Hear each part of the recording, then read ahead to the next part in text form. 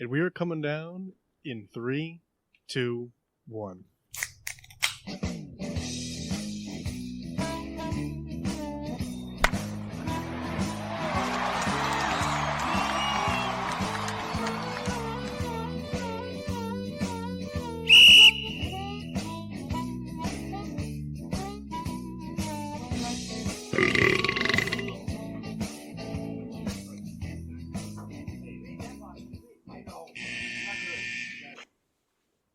Welcome to Getting Sports with Drunk. I'm your host, Cupcake the Riddler, and I'm joined by Mark.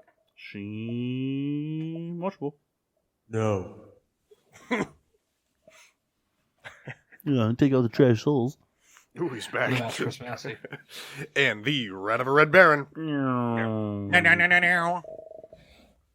Yep. We're here. Yep. That rat stinks. He does stink. You know, he addressed a letter to me, the rat and Rebecca. It's pretty funny. Was it the Christmas card or the thank you card? I don't remember. I took a picture of the envelope, though. Doesn't I tell believe me. it was the Christmas card. Marissa did not care for it, but I was like, I'm doing this. Oh, that was Did you cool. write all the addresses? No. Oh, okay, cool. Because I would have been really bummed if you misspelled my last name twice. Because it was misspelled on both the Christmas card and the thank you card. Nice. Yeah. 1 D on one. 1 D, 2 L's. Next one, 2 D's, 1 L. Put them all together, it's 3 D's, 3 L's. Well, hey, Kendall, did you pee on anything yesterday? It's the Death Valley drop L. No. Kendall, did you urine anywhere? No urine. No urine. Actually, I think Kendall kind of sobered up after we left because he was texting me pretty coherently about the Bears game late at night. Do you not remember walking out of your bathroom with no socks on? Oh, yeah. I mean, I basically did a wardrobe change like 3 times. But do you remember why you changed your socks? Probably for pee. He walks out. Rebecca goes, "Why are your socks off?" He goes, "Oh, there's pee on the floor." That's about right. Well, Kendall, are you mad that you had to do the 2 double jokers? Oh, no. I mean, it seemed only appropriate. It's the way the cards were dealt, man. The way the cards were dealt. And if Massey wasn't there, you probably would have been out a long time earlier. It's true. Very true. Yeah, we broke in a poker table yesterday, and it was fun. And man, day drinking sucks. It's real tough. I had a pretty good thing going. I got home. I got to watch Kyle piss and moan around my living room for 8 minutes. Oh, how long did it take him for you guys, or take you guys to give him his phone back? Till we left. Yeah, Just about. That's pretty funny. The The best only part, way to get him to actually hang out with us. yeah, the best part was like he left to go look for it somewhere else, and I just put it under the poker table, so like no one even actually gave it to him. And then It's like, oh, there it is. I can't do anything right. Yeah. I was like, well, you're getting in the wrong side of the car, man. Yeah. Get in the car seat, dick. Yeah, bitch. Then he pissed and moaned around my living room for 8 minutes while, you know, he very much realized that there was no shot at him making the playoffs this year. Then he left. Then I laid on the couch, said to myself, well, if I keep doing this, the night's over. Sat up, put on the Bears game, made 2 peanut butter and Nutella sandwiches, and woke up to Riley Reid on loop. I'm just kidding.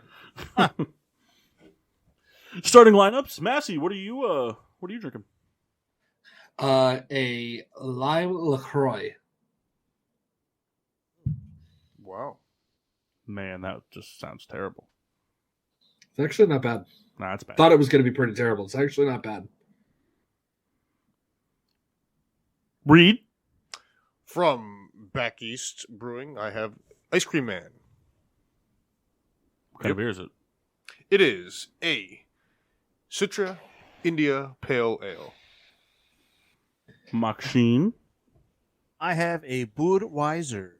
I'm also drinking a Budweiser. Budweiser. Yeah, there There you go. Toast of excellence. Anybody? Yeah, I got one. Go ahead. Toast of excellence to Andrew Worthworth for being the first tackle to start a game at age 40.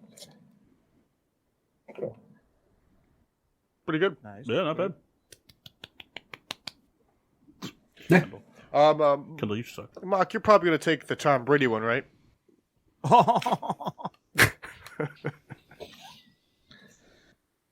No. Well, carry It's on. not even a joke. No, my toast is to Aaron Judge, who got married over the weekend in Hawaii. Oh, very nice. Were you invited? Yeah, I actually went. I did not get a gift though. Oh. Aren't you supposed to bring the wedding couple the gift? No, like he's saying he didn't get them a gift. Oh, okay. Well, to be fair, they didn't get me a gift either. To be fair. To be fair. I mean, they definitely should have, but I agree. But you have to understand who you're going for. Yeah. Massey already went. Reader, do you have a toast? Yeah, I'll give it the aforementioned Tom Brady doing another record-setting thing. The guy's just good. You guys going to be playing to at least 70 completions, right? That's what it was? 700 touchdowns. 700 touchdowns? he set the completion record and 700 touchdowns. Oh, same day? Yeah, Oh, same game. I Yep, did not know same that. game. Yep. I knew one. The 700 touchdown was the OT touchdown to Godwin. Well, Was it Godwin? I think it was actually some Oh, there was scrub. Evans. I think it was like number 16. It was like some random dude. No, it was a random guy. Perriman. Brashard Perriman. Oh, excellent. I'm pretty sure it was Brashard Perriman. Is he a buck? Sounds right. I think it's Brashard Perriman. Rashad Perriman? Yes, he is. I think it's What's Brashard. the question? Did Brashard Perriman catch the OT game winner yesterday against Yes, the Bills? it was Rashad Perriman. Brashard Perriman caught it. The ball, Yes, it was Bergeron. the ball boy went sprinting after the football after he tossed Yeah. it down the ground. They showed him go flying. We're not giving away any more free stuff. Yeah, no Two more games in Bitcoin overtime. on our- The two teams that I needed to win both lost. Fuck them both. I have two. One is to Alabama, not the football team, just the state. All right. For having the first ever female flag football state championship. That's pretty cool. Yeah. And then also to this fun fact, which I found a while ago, which was Patrick Surtain's last career touchdown was a pick six in Denver, and Patrick Surtain II's first career touchdown was a pick six in Denver. That is cool. It's pretty cool. Isn't it funny Yeah, how sports speaking are of just which- poetic? Yeah, isn't it like it's just like so cool how that just happens? It's just so cool. Do we need to do a sip of silence? 88 seconds of silence. Nah, that's too long. But we'll drink 88 beers. Okay. Massey, you take the first 9. Got it. Kendall will drink the middle, the middle Like 60. 79, and then Mock and I will finish off by just having some water. Mock, you in for that? Yeah, that works. All right. If you want, we'll pepper in some OJ, not Simpson. Oh, But yes, sip of silence to the late number 88 for the Denver Broncos. Kendall, what are you doing? I didn't finish my speech yet. You just go into drinking. Unacceptable. sorry. The late number 88 for the Denver Broncos, Super Bowl champion, Pro Bowler, and I mean, you see a bunch of stuff. I didn't know the guy personally, but apparently, like the most awesome off the field guy imaginable. To Demaryius Thomas.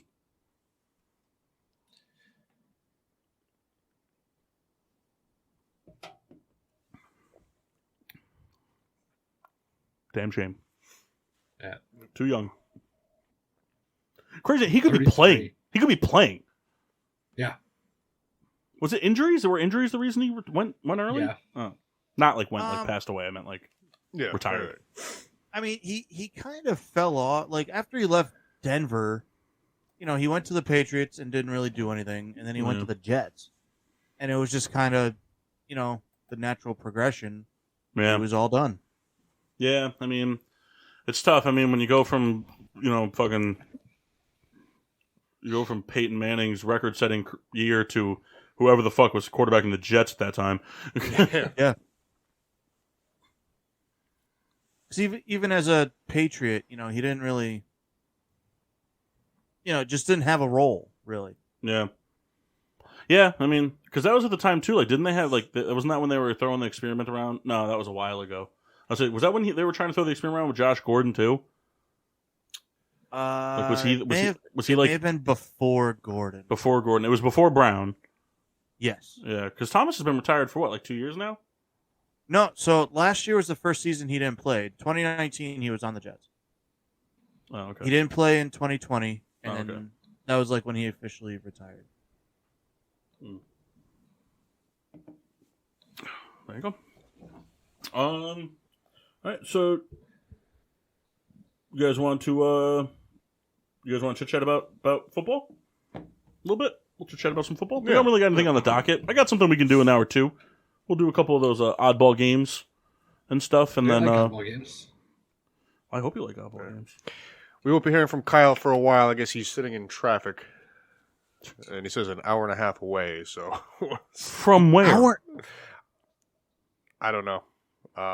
He was going to Bradley. Oh, I said he said half hour out. Not my bad. But wait, why was he going to Bradley? They had to. I'll pick up the dog. The Homeboy Express. So, what are the odds he's still at Burger King? No, he was. They were going to pick somebody up at the airport, and he had to go, I guess. What are the odds he's still at Burger King now? Pretty good. Tell him just to go fucking home. Well, that's what happens when you can't. Oh yeah, because that's what we want. That's that car ride. So we don't have an hour SAP and a half. button. It'll be.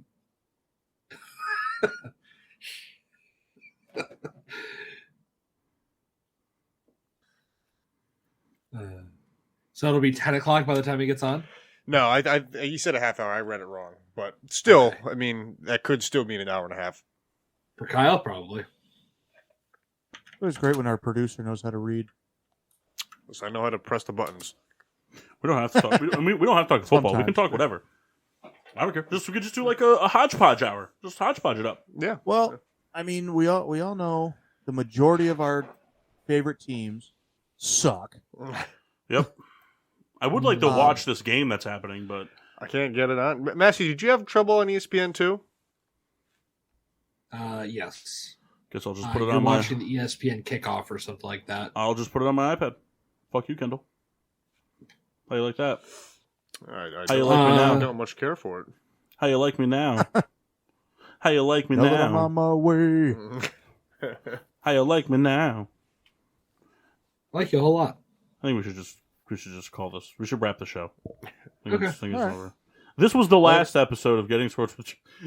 Kyle wasn't even here for it. It would be such a bummer for Paul because he just drove all the way there, just sat down like, all right, we're going to wrap this up. We're done here now. Bye-bye. Bye-bye now. It is funny how many times we've said that jokingly. Like, well, this has sucked. Last time you're hearing from us. Yeah. Let's wrap it up. I've been saying that a lot. Hey, so I didn't know this, but I thought ESPN does Monday Night Football, right? Yes. Yeah. So, local ABC stations also get the game? Yes. So, if I They're were all to owned by Disney. Yeah, I know, but so I can watch it. If I had cable, you could watch it on ESPN or ABC. Yes. I didn't know that.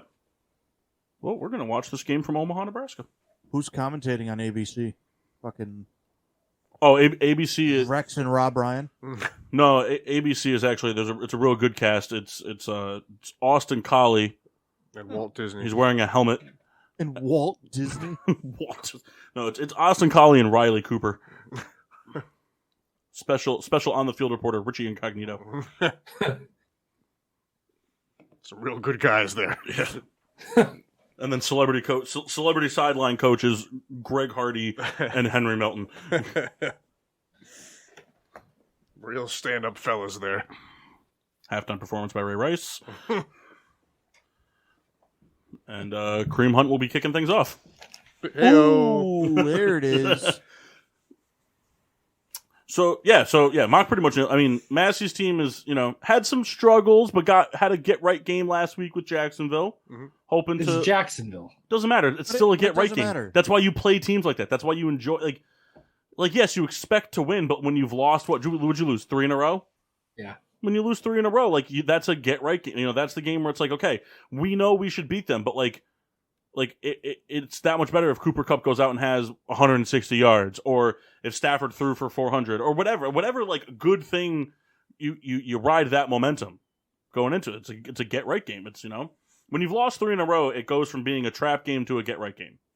If you guys were, you know, riding into that at 9-1, then it's got trap game written all over it. But having lost 3 in a row, regardless of who you lost to, definition of the get right game, baby.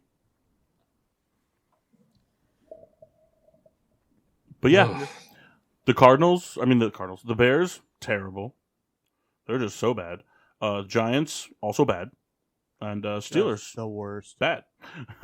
Very much so. I tell you what, though, I don't care what record says. I really don't. I think if we were to combine all 3 of our bad teams, the Steelers would be the minority. What do you mean? Like, I mean, so if we combined all 3 of their teams, I would take T.J. Watt and Minkah Fitzpatrick, but secondary-wise, I would take probably like the majority of like the Giants secondary. It's the better of the 3 secondaries. The Bears pass rush is as a whole unit is way better than the Steelers. Yeah, they have T.J. Watt, but like Robert Quinn's having a good year, Tayshaun Gibson's having a good year. You know, like Akeem Hicks is a good guy to have. I mean, like maybe Cam Hayward, maybe throw Cam Hayward in that mix. But I don't, and like from the offensive side, I mean, the Steelers definitely, I think, have the worst of the 3 offensive lines. Oh yeah. I mean, Najee Harris is a good receiving back, but he's kind of like been meh running. I mean, he's got yards, but it's been like a lot of garbage time yards. Receiver wise, I don't want Claypool, so I'll take Deontay Johnson. Yeah, That'd probably be the guy I picked too. I don't want any of the tight ends on any of the teams. Kyle Rudolph would probably be the tight end I take. Oh man, come on. It would be Kyle Rudolph. Freiermuth isn't that bad. He's pretty good. Yeah, but like, is he good, or is it just that he's like that? Like his like the distance he can competitively run a route is as far as Ben can get the ball. You know what I mean? Like Deontay Johnson and Claypool are either running like 80 yards down the field or they're staying behind the line of scrimmage. Yeah. Fairmouth's, you know, he's hanging out in that 10-yard range. Ben Pennington Roethlisberger is hitting him in stride at the 10 yards down the field every time. It's tough. I feel bad for Ben because Ben has, I mean, health-wise, like, he hasn't looked great. Like, I mean, he definitely doesn't look like he's prime Ben anymore, which you wouldn't expect him to look like prime Ben anymore. I mean, given everything he's fought through injury-wise, he's a big guy. Like, you know what I mean? Any position when you're oversized, you're going to tend to kind of derail faster than others. Because, I mean, you know, he's tall, he's big, he's lumbering. You know, he takes more, you know, people hit him harder. You know what I mean? Like, look at all the good defensive linemen that the AFC North has produced over the past decade. Like, they're hitting him a lot harder than they were hitting Flacco or Dalton, you know? Or any of the 95 Cleveland quarterbacks. You got to hit Ben a lot harder to take him down. So, but like, I don't think, like, I really, you know, Kyle says, I agree with him. Ben, I think, is the one person on the offense you can't blame this year. I really don't think you can. I mean, he's not, like, his mobility is not there, but like the offensive line has done him no favors. Chase Claypool has been a headache so much on and off the field. Deontay Johnson has been doing better this year, but he does have to fix his drop issues. There's been some inconsistency at the tight end position, you know, and they're treating Najee Harris like a receiving back, not like a running back. And, you know, they're treating him more like a wide receiver 3 than they are a running back. And so, like, they're not taking him seriously when he's lined up he's lined up when they're in the I formation. They're not like playing for the run. They're playing for, that he's going to do a wheel route. Yeah, that he's going to do a wheel route, or he's going to run to the flat or something or whatever. And so that puts more pressure on Ben. I don't know. Those are my thoughts on it. And the defense doesn't help. It's on the field all the time. I mean, there's been, I think, 4 games that they're playing from very far behind, and they're trying to come back, and they get close. They get close. They almost tie it or win it. Just time runs out or whatever. You can't play every game. Yeah, and the thing is like I don't know that Juju being healthy would really change the Steelers' season that much. No, I don't think so. I mean, it gives you a little bit better of a route runner, in like the 10 to 25 yard range. So maybe it takes a little bit more pressure off, and it allows a little bit more deep ball potential from Claypool and Deontay Johnson. Because right now they don't really have that guy running those like 20-yard routes. Yeah. They're missing that. But even if he's healthy, it doesn't improve the defensive play. This has been like one of the worst tackling defenses I've seen in a long time. Which leads me to a question I really wanted to ask when Kyle was on, but we're on the topic, so we can come back to it later if we want. But like, when do we start considering Devon Bush like a bust? Because he's bad. He's been bad. Oh, Devon Bush? Devon Bush, I meant. Sorry. Yeah. Oh, wait a minute. Oh, no, two Massies. Never mind. There's always two Massies. Like, every show we get a second Massey for some reason. Every single one. But, like, Devon Bush has kind of been like, whatever. I mean, like, there was all this hype about him and Devin White when they came out. They were going to be 1A, 1B, primo prototype linebackers. And I feel like I've yet to hear anything good about Bush. Every time I watch him, I feel like he's either not hitting the gap on blitzes or he's not tackling properly. I feel like I don't know. I mean, maybe it's just like, because the Steelers' defense is so bad, it's just easier to put the blame on people. So James Conner just had an amazing one-handed catch. Sorry, but he just caught an awesome like one-handed like 20-yard catch up the seam. Yes. It's probably a little of both. So I think, now, correct me if I'm wrong, wasn't he kind of like this the draft to replace Shazier? Yeah, like, that was when he came out. That was it. He was going to be the replacement for Shazier. You guys traded up to get him. He's like this fast guy who can cover man to man, and I think initially that was the case. I think he was pretty good. I don't know. I don't know if he's just regressed. He's been benched a couple times this year. I mean, Devon Bush? Yeah. I did not know that. Yeah, he's been benched a couple times this year. I mean, he is coming back from an ACL tear last year. I understand that, but I don't know. And they made a huge move in the 2019 draft to do it. I know it's only 2 years. It's only 2 years. I get that, but I don't know. This is only his second year. He was drafted in 2019, so this is his third year. Okay. Because he was drafted in 19. I was going to say, I thought he was at least 3. I can agree. If, you come back and you're fighting an injury, you kind of lose some of that quickness, but it doesn't excuse your ability to tackle. Well, and his most recent comments also don't help the fact at all either. Oh, there you go, Massey. Yep. His most recent comments don't help the fact he's putting himself into the Chase Claypool camp. And what did he say recently? They asked comments about the defensive struggles of the Pittsburgh Steelers, and his response was something along the lines of like, I feel like I'm still the same player I've always been. The whole defense is playing bad, so I'm not going to single myself out. And it's like, that's pretty shitty. It's just basically it's the gentleman's way of saying I'm not the problem, the other 10 are. Right. And it's like fuck you, dude. That's not really gentlemanly. It's better than saying like, oh, I'm not the problem, they are. You know what I mean? Yeah. Like it's just like, but it's the roundabout way of saying it. Hey, have you guys seen these progressive commercials with like the older guy who's following around the adults that are like acting like their parents? Yeah. Oh yeah. This should be a TV show, right? I would watch that 1,000%. I would watch it. If that was a TV show, I would watch it. Like the one where it's like we all see he has blue hair. He's got blue hair. He's got blue hair.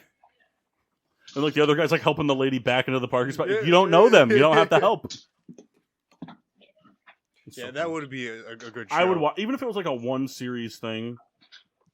Do you remember they made a show off of the caveman premise? Yeah. It was a bad show. Encino Man? No, I'm just kidding. Encino Man. Let's see. Can I get...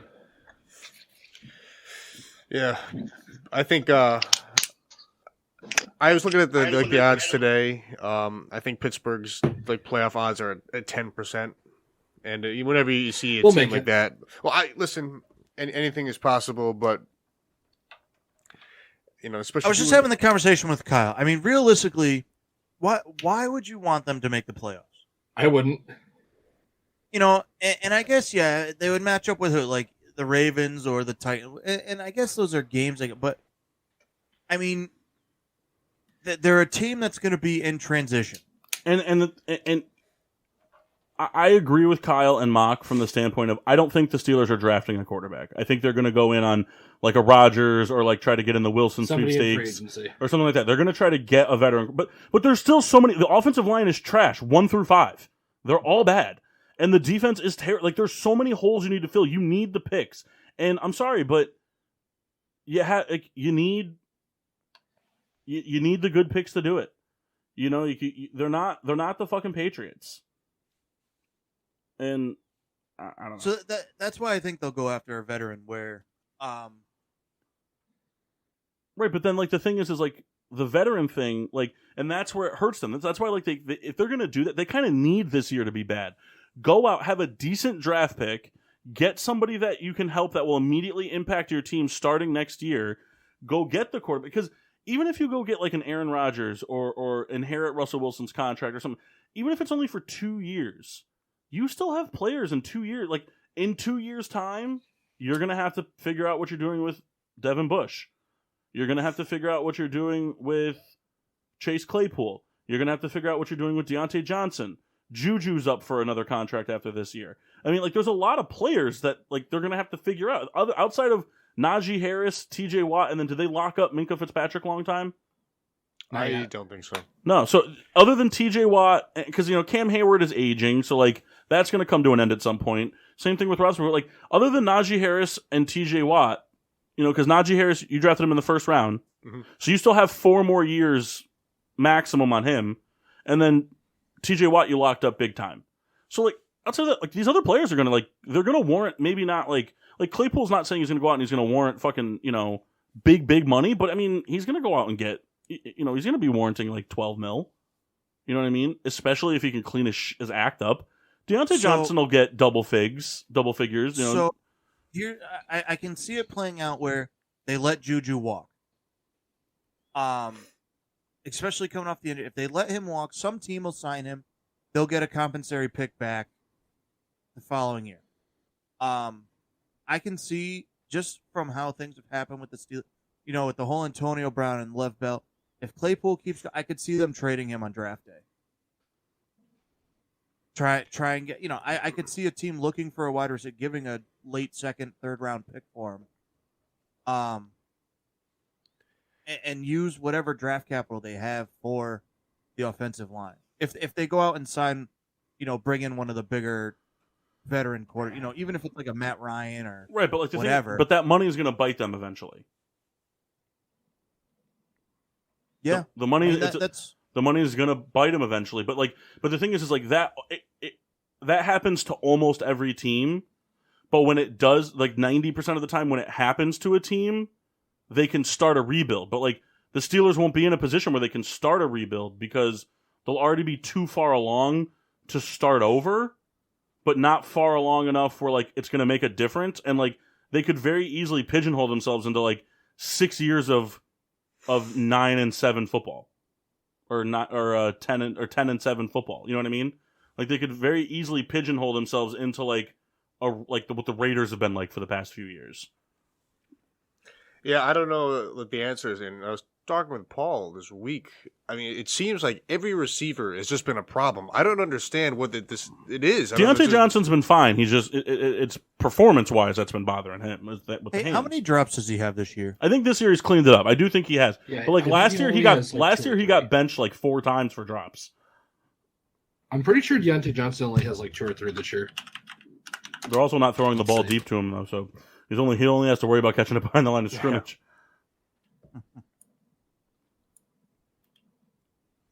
Well, it's the age-old story too. It's the same because I like if you look at the Giants, they're going to let Evan Ingram walk because someone will sign him and they'll get a compensatory pick for him.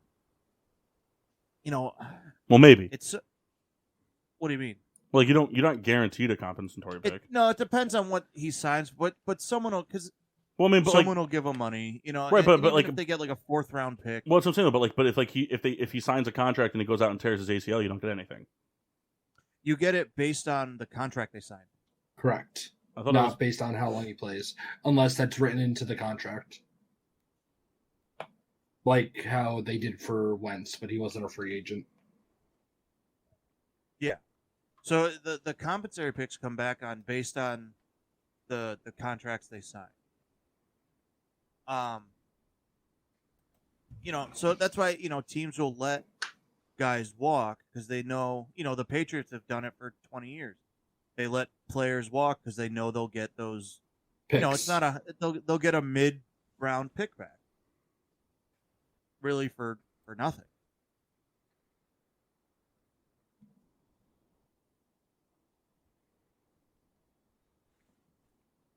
It's just, looking at, the Giants. I don't know what's going to happen with like Barkley. I like the guy, like having him on the team, but he's just not the same player. I almost think we were talking about it yesterday. I think he's playing scared, where he's afraid to cut on that knee, which, I don't blame him. He's been getting hurt, but Yeah.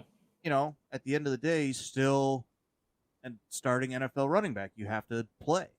Right.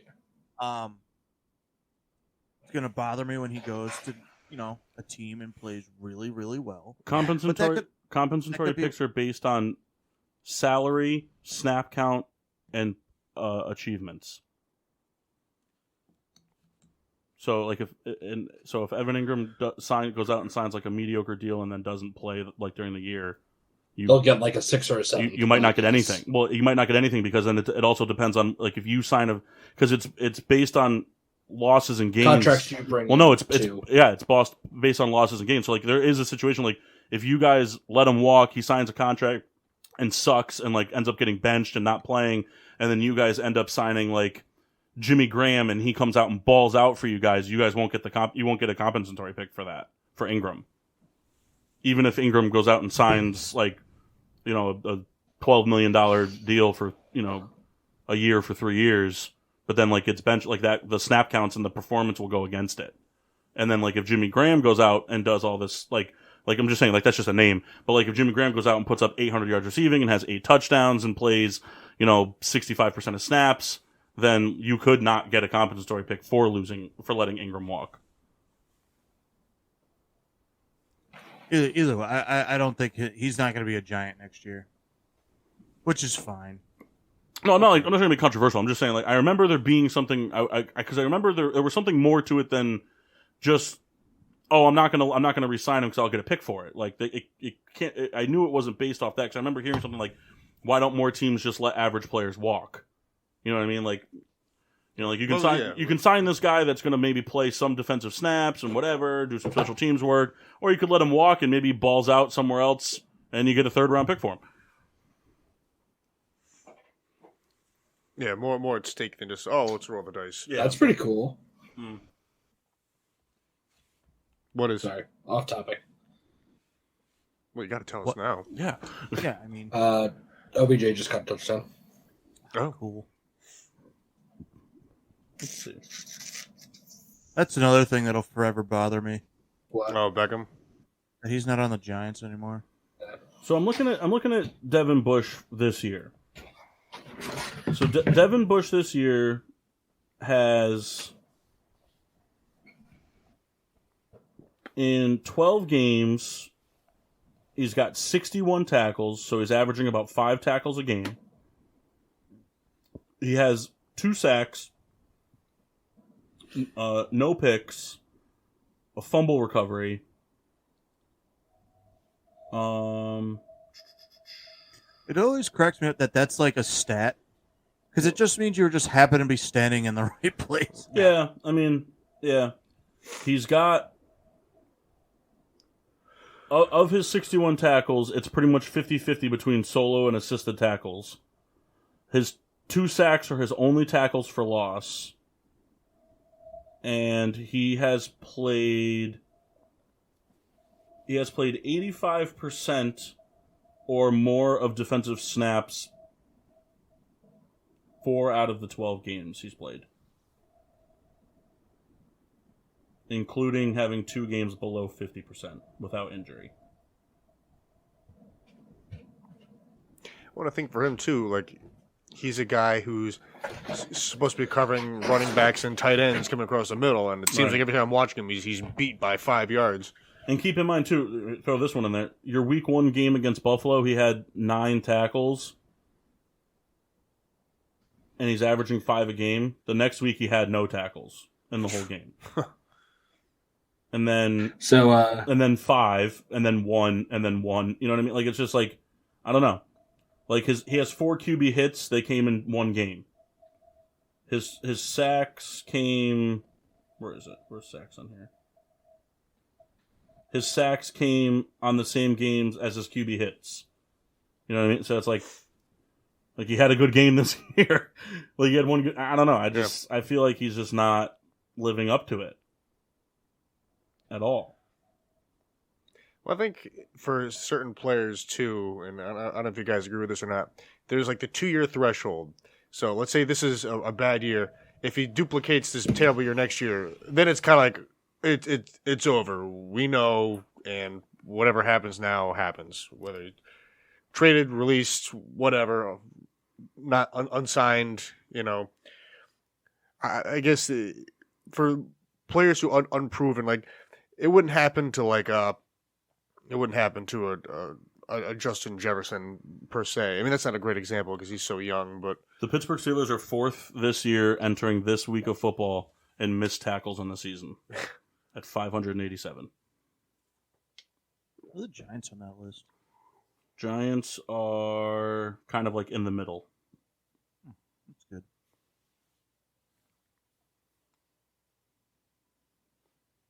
Yeah, they're kind of in the middle.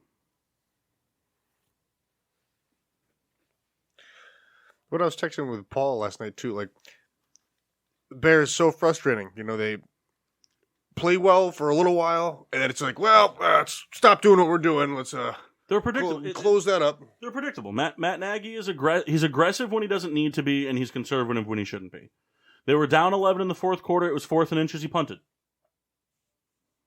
Like Green Bay had all the momentum in the world, and he just gave him the ball right back. Like when they came out, like so. Yes, Fields fucked up, and he threw that egregious pick 6. And I'm in the camp. I don't think Fields is a bust. You can't say that yet. But I don't think he's not ready to start. The offensive line's not there. The receivers aren't there. You're throwing him out there with a defense that's really not been that great. You know, they have some quarterback pressure, but they're really not that great. They don't really have any corner coverage at all.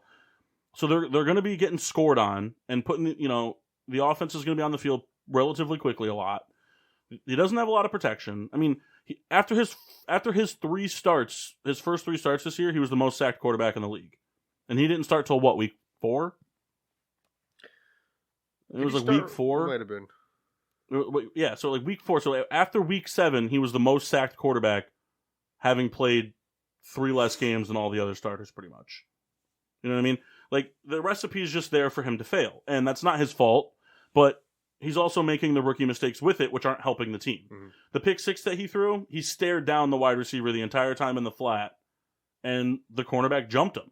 Like, I mean, it was like, you can, a lot of times people are like, oh, it was a great defensive play, and it's like, the best part of that defensive play was that the cornerback was reading the eyes, not the receiver, mm-hmm. which is Which is what he should be doing anyway. He just stared him down, and he threw it, and the ball never even made it to the receiver, because he looked at him the whole way. You know what I mean? Yep. And so, like, that pick 6 really hurt the Bears because they had a lot of momentum after the first half. They had the punt return for the touchdown. Mm-hmm. They had that trick play. He did have like a 50-yard passing touchdown on like a slant up the middle into some blown coverage and whatever. But, the Packers had an answer every time. When the Packers came out in the second half and walked right down the field and scored, that should have been the message to Matt Nagy right there. We need to play the most aggressive football we possibly can. We need, outside of being inside our own 30, every 4th down we should be going for it. We should not be settling for field goals. We need to put up touchdowns. You already handed them 7 points. You don't hand Aaron Rodgers points. He doesn't need help scoring them. You give him points, he's going to win. I would be very curious to see what Aaron Rodgers' winning percentage is when the defense scores. Because I'd have to imagine it's above 85. Yeah. You know what I mean? I mean, how many games can you really remember where Aaron Rodgers went out and was the reason the Packers struggled to put up points? Right. You know what I'm saying? Like, he's going to score. He's going to find ways. Especially going back 5, 6, 7, 8 years ago because he scrambled more. You know what I mean? And now that he's got this mean 1-2 punch at running back, it's like a totally different thing. And Matt Nagy, I mean, I don't know. It's just like, to be a Bears fan is frustrating because no matter what, and this isn't Matt Nagy, this goes back years and years and years, they're never going to make a coaching adjustment midseason. They're just not going to do it. So, like, it stings because, like, in today's day and age, you're not going to not have social media. You're not going to not have, media sources to, coverage of the game pre, current, and post-game. You're going to see it for 12 hours pregame and 24 to 48 hours postgame. You're going to see it. Mm-hmm. And, see people, oh, this is just laughable. Well, and it's like, but it's not laughable because, like, nothing else is going to happen. He's not getting fired. Matt Nagy's not going to get fired. The Bears could get shut out 3 straight weeks and he wouldn't be fired. They will not fire him till the season's over. The big question for me is, should Ryan Pace be fired? I think they're going to move on from both. Personally. And that's the thing. That's where it's tough. I don't know how I feel about them moving on from Ryan Pace. I really don't. The Mitch Trubisky thing hurt. That was rough. That was a waste of 4 years of the franchise. But I also am still going to die. I'm not saying Mitch Trubisky would have led him to a Super Bowl, but I definitely don't think he was coached right. The coach didn't handle anything to do with the Mitch Trubisky situation correct at all. That's 100% true. He didn't want anything to do. Mitch Trubisky wasn't his quarterback. He didn't draft him. John Fox did. And Nagy wanted nothing to do with Trubisky from day one. You could tell that. Yep. And he didn't want anything to do with Fields either, really. It came out. Matt Nagy never wanted Fields to start this year. He wanted to ride Andy Dalton out all year if he could. Because he didn't think Fields was ready. It's not a good look. Why is it not a good look? What has Justin Fields shown you? He's shown you some flashes that there's potential. He hasn't shown you anything that, this is the guy. I don't think there's one person that can say, Justin Fields is guaranteed the Bears guy. He's their quarterback, for 10 straight years. He hasn't shown that yet. There's hope and potential, but he hasn't shown that. Andy Dalton, in my opinion, I think the Bears offense looks better when he's playing. Because when Andy Dalton plays, you can't run the trick gadget shit. Because Andy Dalton isn't gonna be fucking doing RPOs and scrambling to the right. Andy Dalton's gonna be a pocket passer. You know what I mean? Snap and shoot. Right. And that was gross, Kendall. I read that once. But I struggle with should Ryan Pace be fired? I don't know. So how long would you give him? I mean, when's his contract up? This year, I think. Is it up after this year? I think so. I'll check real quick. Well, he wouldn't be fired. He would just be let go. Or he just wouldn't be re-signed. Yeah, they just don't bring him back.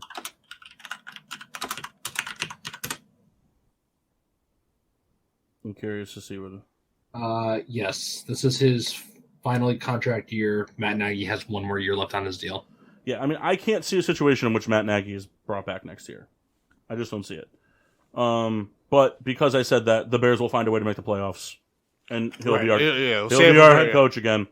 Marvin Lewis himself. Yeah, but, Ryan Pace, I don't know. I wonder if it's worth giving him... What, 1 or 2 years? I think it's worth giving him 2 years. Do you let him pick the coach? Well, you have to. You can't bring him in. You can't say we're going to sign you to 2 years, but you don't get to pick the head coach. At that point, just fire. Just don't bring him back. Let's say you have just for hypotheticals. I'm just curious where you lean on this. Mm-hmm. Let's say I don't know. What's a coach that you really like? Sean Payton? Do you like Sean Payton? I don't know. What's a coach in the league you really like? Sean McDermott. Okay, let's say Sean McDermott, for whatever reason, became available. Mm-hmm. But it wasn't Pace's choice for a coach. Who are you taking? Are you taking Pace or are you taking McDermott? I mean, I don't really know how to answer that question. Would I rather have McDermott as a head coach or Pace as a general manager? Right. Let's say if a good coach became available and it wasn't Pace's choice, would you be upset if you guys decided to ride with Pace and his choice rather? No, because I don't think whoever they brought in they wouldn't bring in somebody like that. The Bears don't do that. Okay. The Bears aren't going to bring in a big name head coach. Okay. I mean, most NFL teams don't do it because most of the time big name NFL coaches don't become available. You know what I mean? Right. Like the Chiefs just got real lucky. Yeah. The Chiefs got really fucking lucky. It just doesn't really, so did the Colts. The Colts got lucky when Dungy was let go by the Bucks. You know what I mean? Like, or walked away or whatever the hell happened. Mm-hmm. But like, it just doesn't happen very often. And when it does, Super Bowls happen. You know, I mean, Dungy won one after he left. Reed won one after he left. Yep. The thing with me is that I think regardless of what happens, you're in this weird pickle, regardless of Pace or Nagy, whether they're both let go or only one is or whatever, because now you're rinsing and repeating the same formula. Now what you're doing is you're bringing in a new head coach and saying, this is the rookie quarterback we're giving you. Deal with it. And a lot of times, new head coaches want their own toys. How long has Pace been there? Pace has been there 8 years. So I mean, kind of, if you kind of do like a, That's just it. say 8 years. I mean, what has he done in 8 years to warrant coming back? And honestly, like you as a Bears fan, like, has he done anything in 8 years that makes you, all right, this is a guy that can lead, a deep playoff run, or bring in the personnel to bring us, to an NFC Championship game? Yes.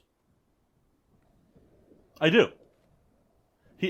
Yes, there's been swings and misses, and the Mitch Trubisky thing will haunt them forever. And the Kevin White thing, that sucks, but that's also there's a lot of injury to go with that. It wasn't a performance. He wasn't a bad player. He just a guy who was hurt all the time. But same thing with Khalil Mack. No, but the Khalil Mack thing paid dividends right away. They went to the playoffs with him. You know what I mean? The Bears have made the playoffs 3 or 4 times since Ryan Pace has been there.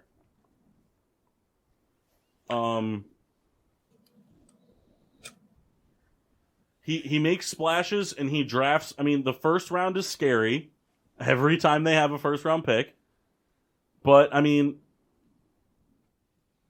yes, they made the cap casualty decision with Kyle Fuller, and I understand, but like, okay, so Kevin White happened, but Kyle Fuller happened. Mitch Trubisky happened. Roquan Smith also happened. And then Jalen Johnson, Tariq Cohen, David Montgomery, Jordan Howard, Akeem Hicks, Tayshaun Gibson, Kyle Long, Eddie Jackson. I mean, like I said, Roquan Smith. I mean, these are all Pro Bowl players, or top 10 players at one point or another that he's drafted. And then he goes out and makes the acquisitions, and he's not afraid to get his hands dirty and make the big splash trade to shake things up. I mean, I think the Khalil Mack thing this year, it sucked. He got hurt.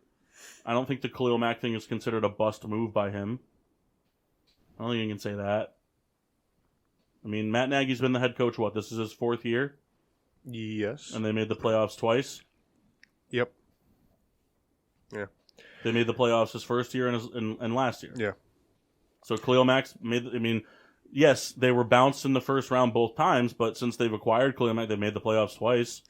And I think, to Paul's point, I think there's more blame to be placed on Nagy versus Pace, because from everything Paul's saying, you listed all those players, like, sure, there's high turnover, but all those guys are good. And it's like, it seems like... There's been the mistakes. There's been the Pernell McPhee signing. People thought the Quinn signing was going to go that way, but he's having a good year. Yeah, I mean, the running joke is, hey, the Bears have a top 5 running back. Keep him for 2 years and get rid of him. Like, right. Next guy up. They've been able to be dispensable at the running back position at a Pro Bowl caliber level, and I don't, like, yes, there's been swings and misses, but every GM has had swings and misses. And the Mitch Trubisky thing will haunt him. That will be on him forever for the rest of his life, no matter what happens to his career. He could go out and win 9 straight Super Bowls. They'll still say, yeah, but he drafted Mitch Trubisky over Patrick Mahomes. And it's like, cool, yeah, if everybody knew what Patrick Mahomes was going to be, all those other teams would have picked him too.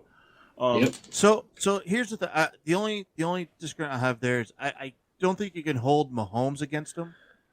And seeing how it played out, I would say, Deshaun Watson. Because Mahomes kind of was a surprise. Yes, nobody everyone expected thought, that. Everyone thought he was going to be decent, but not what he is. Right. But I remember that. I mean, I was surprised that they didn't take. I thought they were taking Watson. But I'll tell you what. From a fan standpoint, I'd rather have the Mitch Trubisky saga over my head than the Deshaun Watson saga. Yeah, I mean, Mitch Trubisky was a swing and a miss, not a legal case. Yeah, not a bad mark on my franchise. It's just another bad quarterback in the Bears' history added to the list. Like, that's all it is. But it's not like, oh, hey, we drafted an awesome player that now is not playing, pretty much untradeable, and we have no clue what's going to happen.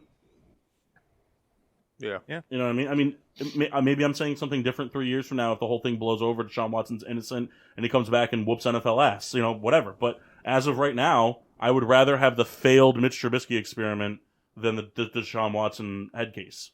Yeah, I can agree with that, and this is not something that's gonna like make this conversation better. It's just more of like a hypothetical. I wonder, like, if the Bears draft Watson, does any of this stuff happen at all? Who knows? I mean, maybe Watson just Do you know how many more masseuses there are in Chicago than there are in Houston? Be that as it may, We're just talking on a per capita. There's a much healthier Asian population in Chicago as well. But I don't know, just curious if maybe something that doesn't happen if he's playing in Chicago. I don't know, just a thought. I think here's the deal. I think I would be fine with letting Matt Nagy go this year and bringing Ryan Pace back for one more year, simply for the fact that what can he fuck up? We don't have a first round pick this year. That's the worst part. That's the thing that he's honestly been the worst at, is the first round picks. They don't have one this year. I'm cool with him bringing him back for a year. Let him make the draft picks. Let a head coach come in and, from his viewpoint, be like, this is where we need to focus our attention in the draft and in free agency, and then let him do his thing. Because one thing that Ryan Pace has been, which the Bears have never had, is aggressive in free agency and trades.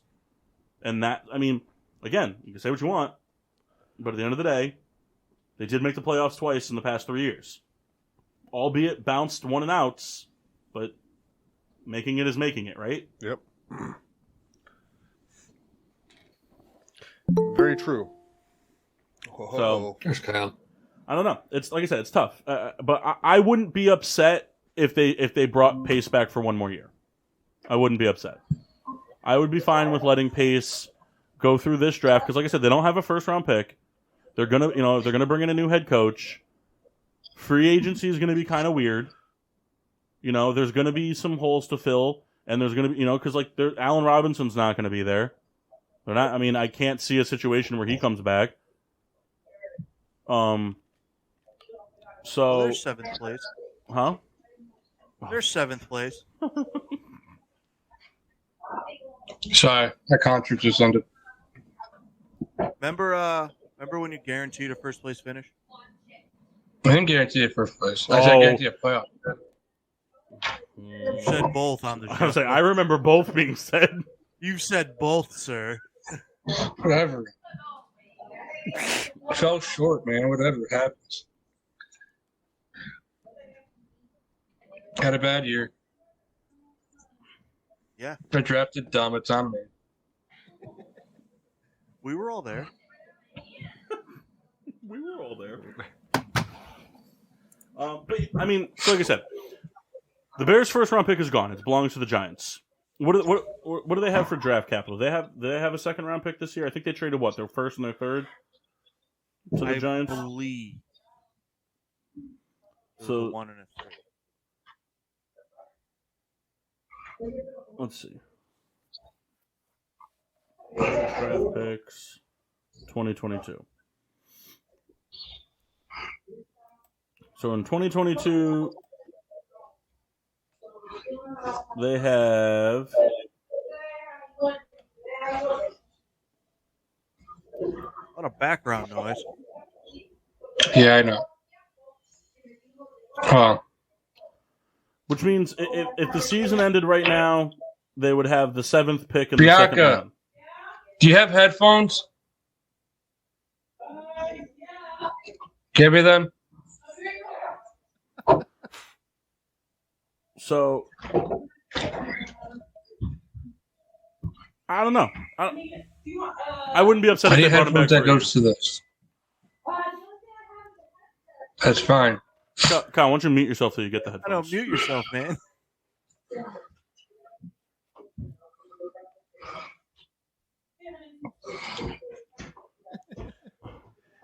Anyway, There- I Sometimes I wish we were live. on What do I plug this into? I need to put this in. Kyle, Kyle, mute It's mute yourself. fine. I need to Kyle, plug mute this yourself. in. Mute yourself till you figure it out, man. Kendall, you can do that too, just FYI.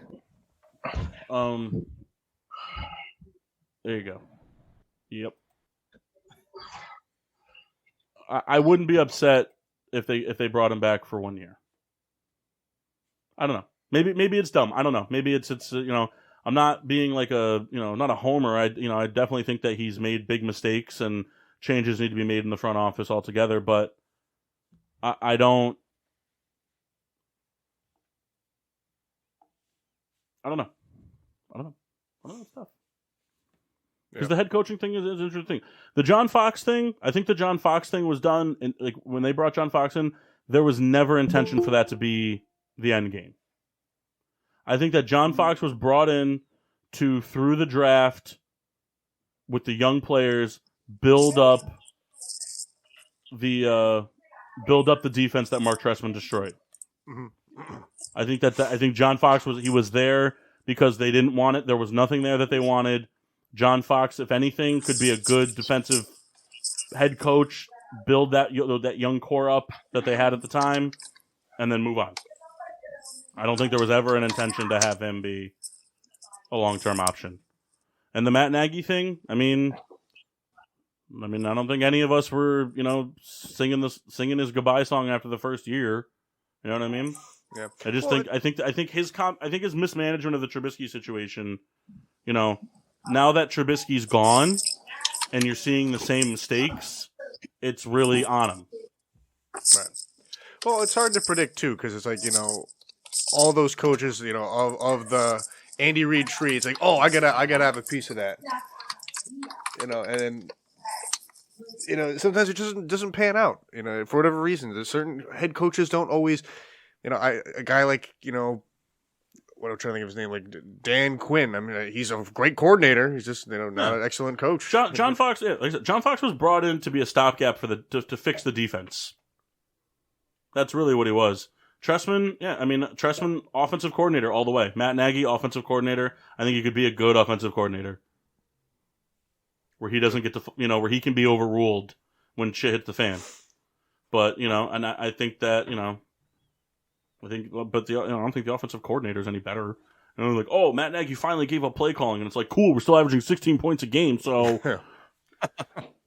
fucking sweet. Hey, dude. do you also have Freddie Kitchens? No, we got Freddie Bathroom. So, I did like the thing that came out today with the Giants with Gettleman, that instead of getting fired, he's just going to retire. it's the way to do it, That's man. the move. Oh yeah, That's the move. I'm- you can't fire me. I quit. I'm a humongous fan of the. I'm a humongous fan of the mutually agreed to part ways comment. Yeah. Big time fan of that always. Right, Massey? I mean, everybody knows what it means. What's it mean? That exactly that situation happened. You can't fire me. I quit. No. I imagine that it's the guy walked in and he just walks in and he goes, "I'm fired," right? So we mutually agree. All right, deal. Deal. You just walk out sick, bro. Thanks, man.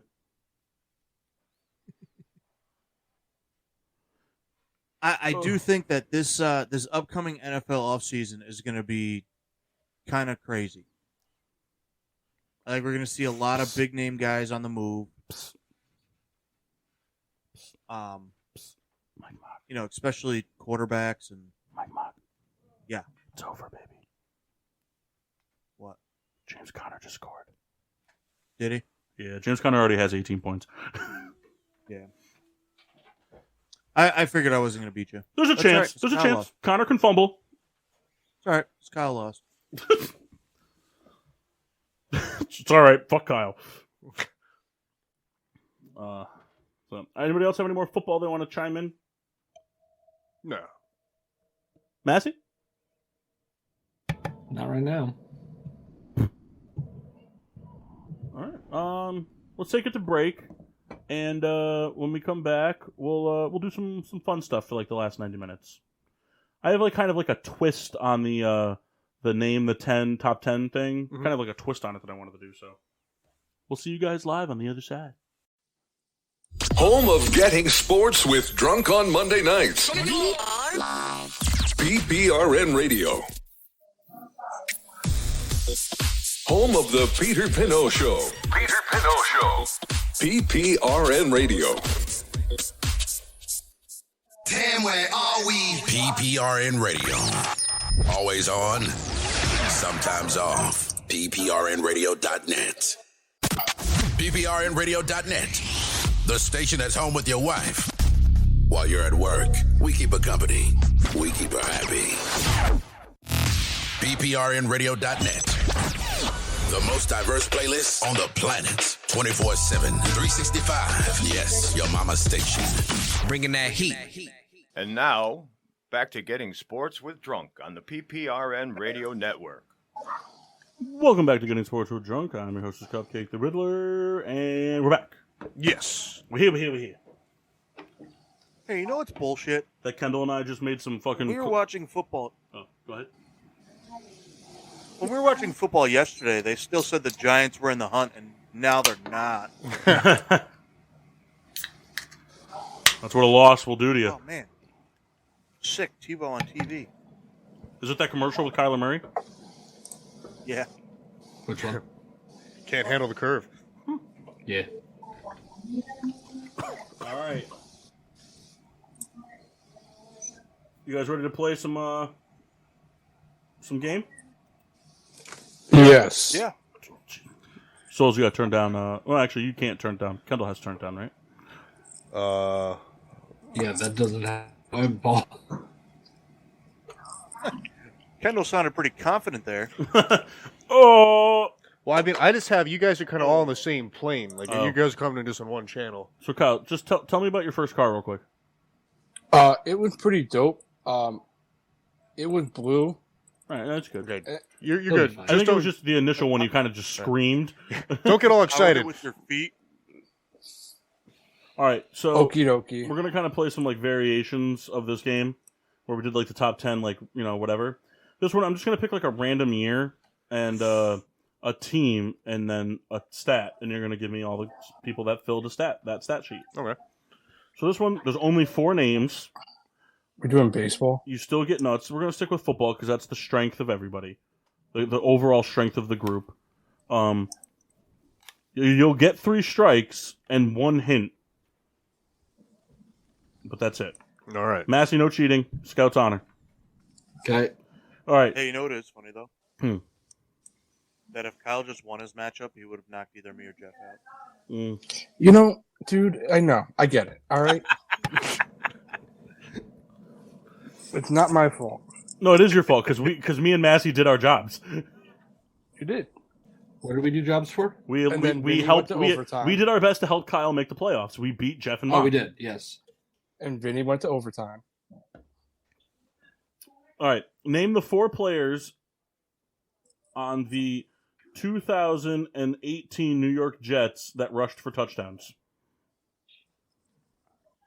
Was Frank Gore there? Yes. And with that being said, I think yes. I think we should go Frank Gore on this one. You gentlemen agree? Yeah. Frank Gore. Frank Gore. Incorrect. Damn. Frank Gore was not there. Bilal Powell. I had to step away from the mic for a second. What are we guessing? You're guessing 2018 New York Jets. Name all the players that had a rushing touchdown. Bilal Powell. How many are there? There's 4. You guys already got a strike on Frank Gore. Okay. I like Powell. Sure. All right, that's 3. Bilal Powell, strike 2. Nice. Tevin Really? Coleman. No, Coleman wasn't there in 18. Powell didn't have a touchdown. Nope, he played 7 games, had 80 attempts for 343 yards, no rushing touchdowns. But like 5 receptions for touchdowns. No, he only had 1 receiving touchdown. Would have been funny though. Man, who the hell? There was Powell. Man, was Chris Ivory still there? He might have been. Ugh. Seems That's a like good game. That's a good name. I'll give you a freebie hint. It's not him. To get some momentum going, not only running backs can run in touchdowns. Oh, who was their quarterback in 2018? Was it Ryan Fitzpatrick? No, Sam Darnold. Was it? This was rookie year. Oh, all right. So Darnold. Sam. I'm cool with Sam. I think Sam Darnold could have ran one in. GQ bus. So we're going with Sam Darnold? Yes. Sam. Got one right. All right. He had 1 rushing touchdown. Okay, I think we should What guess. the hell is the name of the other running back? Just so you know, the list, it's not impressive. The leader had 6, then 3, then 1, then 1. Wow. There was 11. They had 11 rushing touchdowns that year. I remember there was Powell. There was another back. So I always ended up with fucking Powell in fantasy, and every time I played him, the other running back had a game. That sounds like a Tyler Boyd situation. Yeah. Listen, Tyler Boyd gets targets, though. So the AFC East likes to just swap their running backs around. Is there anyone who's like on the Dolphins now or the Patriots? Jai. No. Was he a Jet? Yeah, no, he wasn't. No, he wasn't. I just wanted to say an AFC. He's a Steeler killer. I know that. What about also Eagles that are also Jets? No, none of there. What year was Bell there in 18? No? He might have been. Was that his first year? It might have been. That could have been the year he sat out. Just go lay wait a down minute. Bell. Hold on. Because He was the guy that had 6? Let's go Bell. Yeah, I'm. Because was it 17 that he sat out? It was 2018 that he sat out. Okay, it's not Bell. I didn't think Because he only played. He only played for the Jets for a year.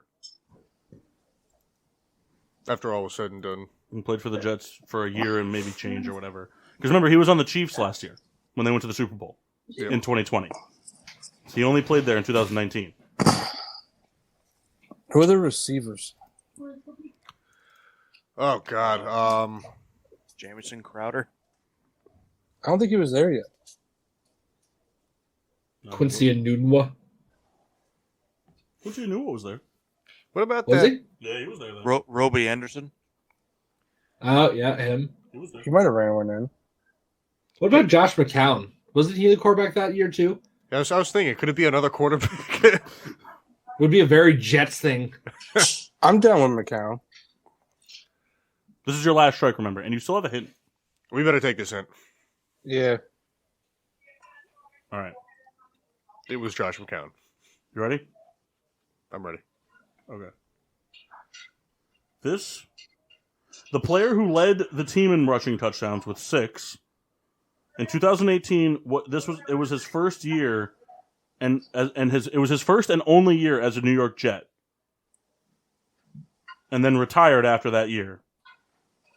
after playing his first 4 years in an AFC North uniform.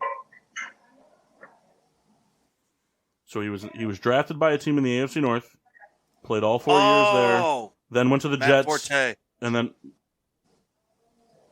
No. what AFC He North wasn't team did playing Matt in Forte play 2018, for? was Oh, he? I'm sorry. You said AFC. I thought you said NFC. He went to the Jets for 1 year, led the team in rushing touchdowns, and then didn't play again. All right. Any Browns come to mind?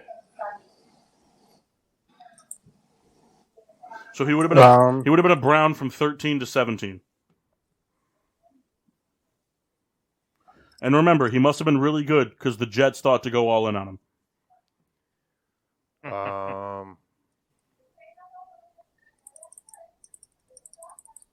Oh wait, hold on.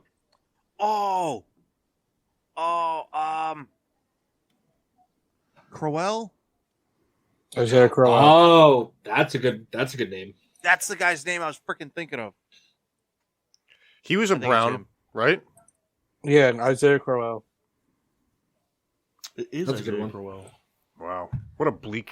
Yeah. I forgot he did sign a 1 year contract with the Raiders, but then tore his Achilles and then never played again. Darn. He never played a game for the Raiders. I have his jersey. All right, so that was your hint.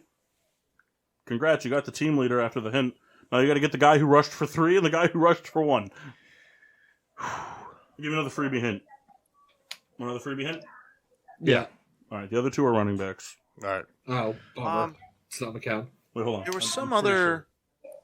Let me double check, but yes, running back and running back.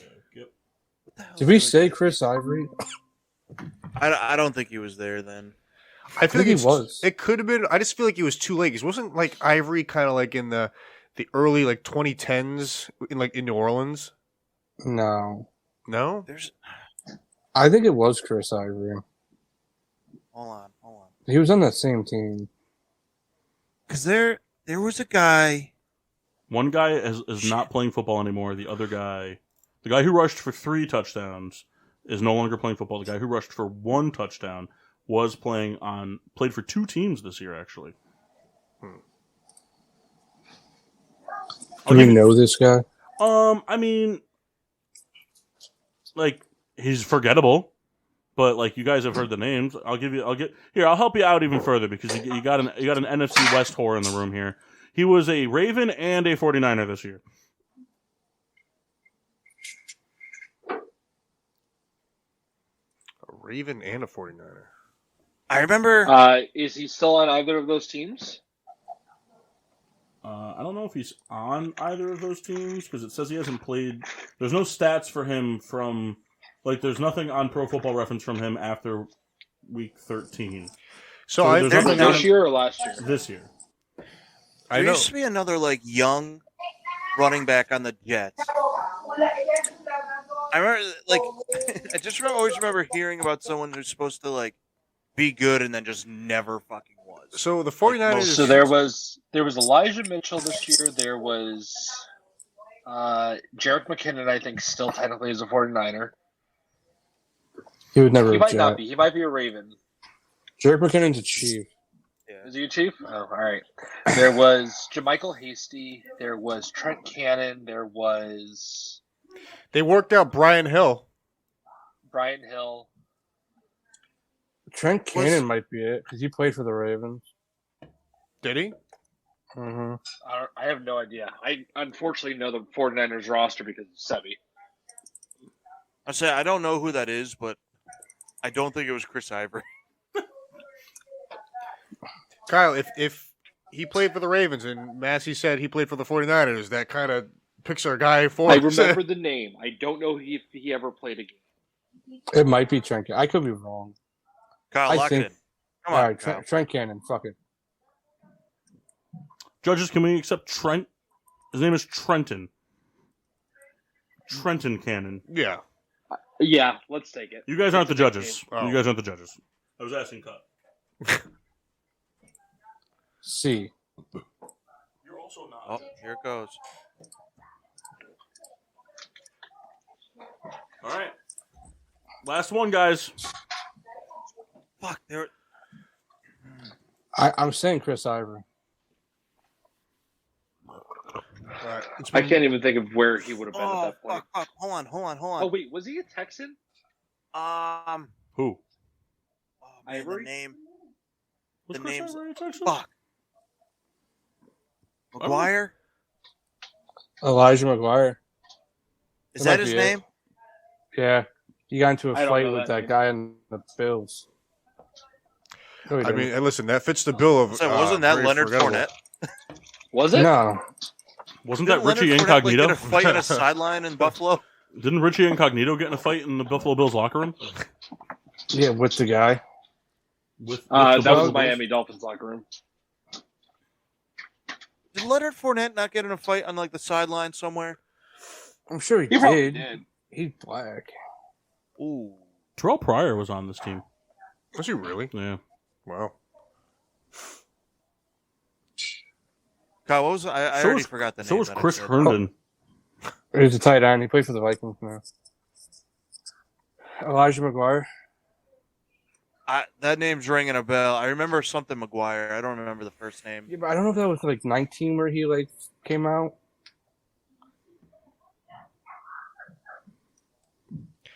I think we got to flip a coin here. McGuire or Ivory? Kendall, flip a coin, Okay. and you also call it, and then lie to us about what it is. Okay. Oh, let's just pick. All right, I'm gonna vote for McGuire. I'm saying Ivory. Based off what, Kyle? Or Kendall? I'm just asking. Based off of their confidence, not mine. Oh, okay. I don't have confidence. There's no confidence. But listen, That's why you guys are deciding via coin toss. I'm saying Ivory. Massey? I'm saying McGuire because I think Ivory could have been on a different team at that point. And I don't know the other guy, so who knows? Paul, what do you think? Am I the So- tiebreaker? So the only reason I'm not saying Ivory, because it's funny, because I first brought up Ivory, I don't think he was on the Jets that year. He definitely could have been, because he was a Jet like 17 different times, wasn't he? No. Remember when Kim Marshall took a picture with him and Jeff was pissed?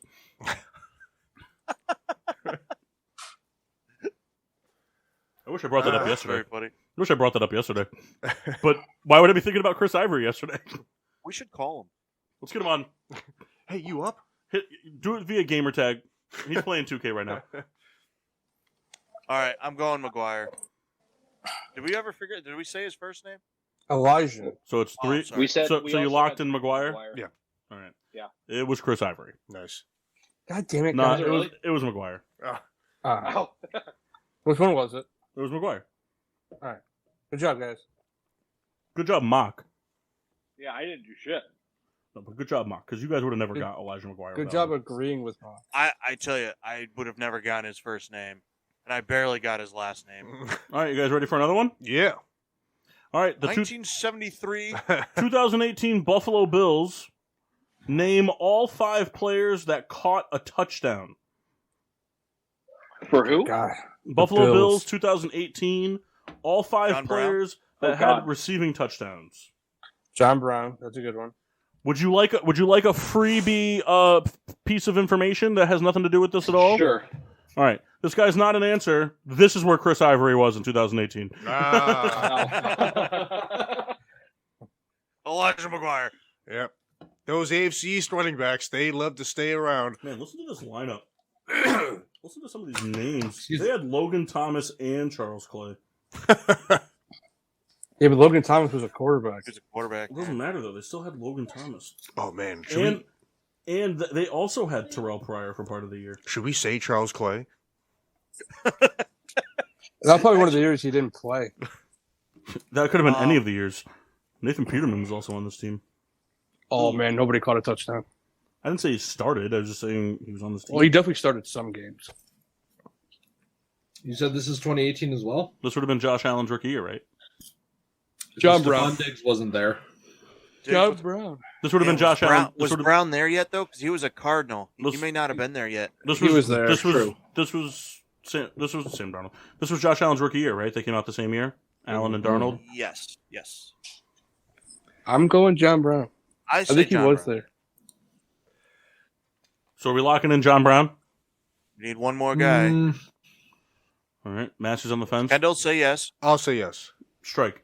Nice. Okay. I was right. Yeah. When did Cole Beasley go? He wasn't there yet. Yeah, he was still a Cowboy. Okay. He's only been there for like 2 years. All right. Man, who was on that team? Let's think of other tight ends. Was Kelvin Benjamin there? Yes, he was. But do you think he All right, scored a Calvin. We just touchdown? got a Massey touchdown? Massey like a quick, proud mom there. Yes, he Yeah. was. That's my Well, 'cause boy. Kendall said tight end, and I immediately jumped to fucking Kelvin Benjamin. Why? Mark said it. Kelvin Benjamin, the wide receiver. Yeah. Not Oh tight no, end. but he was fat as hell and played tight end a lot. LaShawn McCoy. Was He he was on still that there in team? 18. I think. But wasn't that like the corpse of LaShawn McCoy? Yeah, but he's No. still. Oh, it could be Frank Gore. Stephen Hauschka was there that year. So was Matt Was Barkley. I could say LaShawn McCoy. Okay, so I Well, this is did we receiving, though, agree isn't it? on either Kelvin Benjamin or LaShawn McCoy? I agree on both. Okay, so I got two. I got a vote for both. I just want to know. I'll do both. All right, I got two Wrap votes for this both. one up. Kendall? Okay, 3 for both. 3 for both, so it's in. All right, we got 1 and 1 strike. Okay, so LaShawn McCoy got it, and Kelvin Benjamin was the dud. Other way around. Bummer. LaShawn McCoy did not catch a touchdown that year. How many did Kelvin Benjamin have? 1. Okay. Can we use our hint?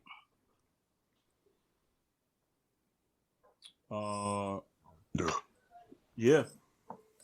I don't even know who this guy is. Oh boy. That's a good start. That's our hint, guys. Dude, this guy had 1 touchdown on 1 reception. He had 1 catch for 7 yards, and that was his whole stat sheet for the year. Oh, good for that Hey, guy. you know who probably caught one? Oh, because he's a left tackle. Oh. Oh, that's so fucked up. I didn't realize. You know who probably caught one? Zay Jones. Oh yeah. No, he was a Raider by that point, wasn't he? No. That's a more recent development. That's a good. I'm in on that, Kyle. All right, I'll go in on that. All right, the touchdown Might have been leader, the year he went Zay crazy. Jones, Zay Jones with 2. 7. Oh. He had a better year than I thought. All right, Was he number 1 or 2? number 1. All right, here's your So hint. we gotta guess the left tackle. You gotta guess the left I tackle. actually think I know who that is. Well, do you want? Kyle asked for your hint, so I'm giving you your hint. Yeah, So- Kyle, I'm pretty sure I know who that is. So this it's not That's the for same name or it's two not for the over? left tackle. So relax. This wide receiver played 3 years in the NFL. 2018 was his rookie year. He played 2 years with Buffalo, and then played 4 games with Washington last year. And Strike all the rest. Huh. let's see.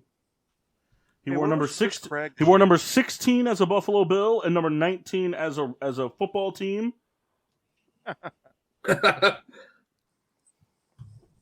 And These hints aren't helping. he went to Alabama. Oh, Kyle.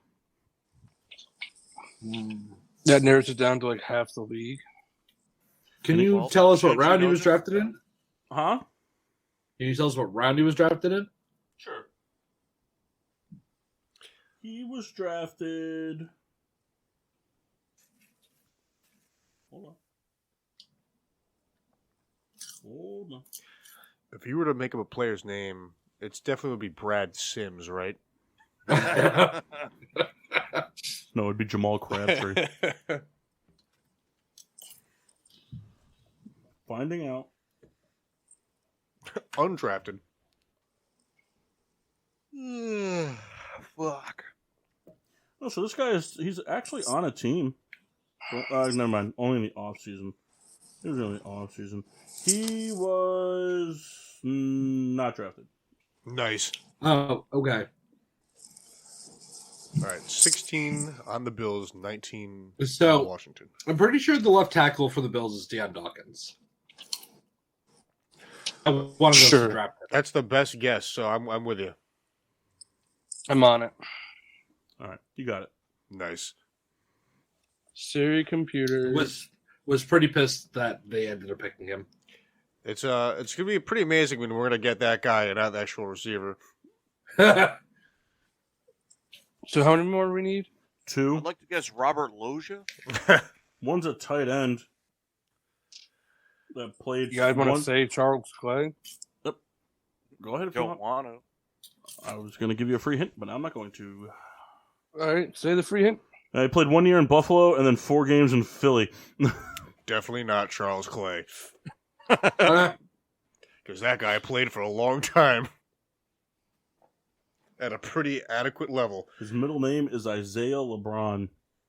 No way. Yeah. Isaiah hyphen LeBron. Is it Michael Isaiah LeBron Jordan? I have no guesses for either. Yeah, I got nothing. nothing. The other guy that tell I you gave a what. hint for shares the same first name as Kyle's dad. So I was just Robert. gonna say. I'm gonna throw out a first name. Someone throw out a last name. I was gonna say Robert. So someone just make up a last name. Wynn. Wynn. Robert Wynn? Yeah. Incorrect. Explain. The correct answer No, we're we're looking for. supposed to all vote on this. Oh, We were sorry. Robert Woods. We were looking for Robert Foster and Jason Who? Jason Kroom. No way, way. Robert. Yeah. That guy's fake. I knew who Robert Foster was. Did not know who I remember- Jason Kroom was. I remember who Foster is. Robert was right. Kyle, are you like developing film right now? I was moving the chair. Look at that! Look at that Stop. dark room you're in. He was commenting on the color, not the your Is position. that a watermelon neon? Can we do the 2003 touchdown throwers for the Baltimore Ravens? No, No, Why? It's all. because you probably know what they all are. I have no idea who any of them are, to be honest with you. Oh man, you guys hear that edamame? Popcorn. Popcorn edamame? Ooh, Stafford slinging.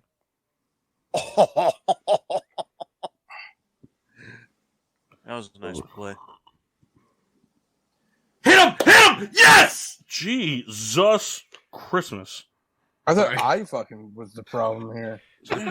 So the craziest part is I have had score set on and I'm like 10 seconds ahead. Like I Who already was saw that yelling? Massive. Massive. Oh. I thought it was Paul, and I was like, he doesn't have either of these guys in fantasy. Why was he yelling hit him? You just said Matt Stafford threw the ball. That's what I meant. That he was like hitting him deep. Oh. Actually, I didn't Oh. say that. So you're ahead of me. Yeah. Massey's actually watching the Tyson fight from 25 years ago. YouTube. I wish that was to Odell, though. Let's You know, see. we should start doing that. We should get together and watch like an old like boxing match from just like in the 90s and put money on it. All right, you guys want one that's? I got one for you that Massey could kind of partake in. Got Kendall real drunk again at his house. 1, 2, What's up, Paul? 3, 4, 6, Hey, 7, Kendall. 8, 9, Yes. 10, How mad was Rebecca at you after we all 13, left? 14, No, she wasn't that bad. 16, Did you, you know? 18, No, I did pretty good. That's not what I I'm kind of asking. only browned out. That's not what I'm asking. I helped with the cheese of the burgers. You Little guys, bit. you guys get 3 strikes and 1 hint.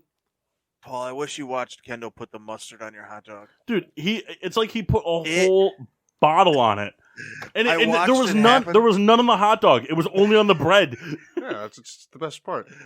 Well, here's what happened. He was trying to do it, then the hot dog rolled out.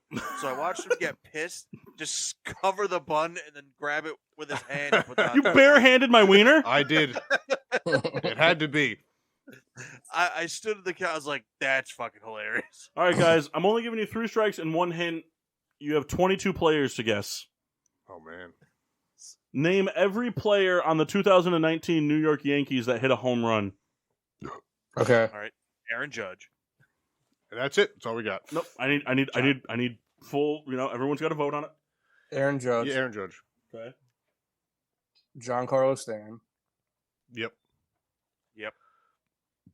Brett Gardner. Yep. Luke You said Voigt. 2019. 2019, 22 players. Luke Voigt. Luke Voigt. Yep. DJ great. LeMahieu. Okay. Yep. Yep. Gleyber Torres. Gleyber Yep. Torres. Mm-hmm. Miguel Andujar. Yes. Yep. Aaron Hicks. Hold on. Jason Giambi. Miguel Andujar did not hit a home run. Oh, really? There's a strike. You know that might have been the year he was like out because he got hurt. Which is why you guys should fucking talk. All right, so where are we after Gleyber? Gary Sanchez. Gary Sanchez, Kyle's new cousin. All right, Sanchez is in. This is the year they had a lot of guys come up. You guys have the top 6 so far. Clint Frazier. Sure, I'll go Clint. He's on the Cubs now. All right, Frazier's good. Who was backup catcher? Kyle Tishikawa. No, that's now. He wasn't there then. Was Still with Austin Gio- Romine? with Gio Urshela there? I don't think he was. Actually, if Andujar wasn't there, could have been. And Duhar was on the team. He just didn't hit a home run. But what I mean is, was that how many? Can you tell us how many games Andujar played? He had 6 hits. So That's Gio right. was not there. He played in September.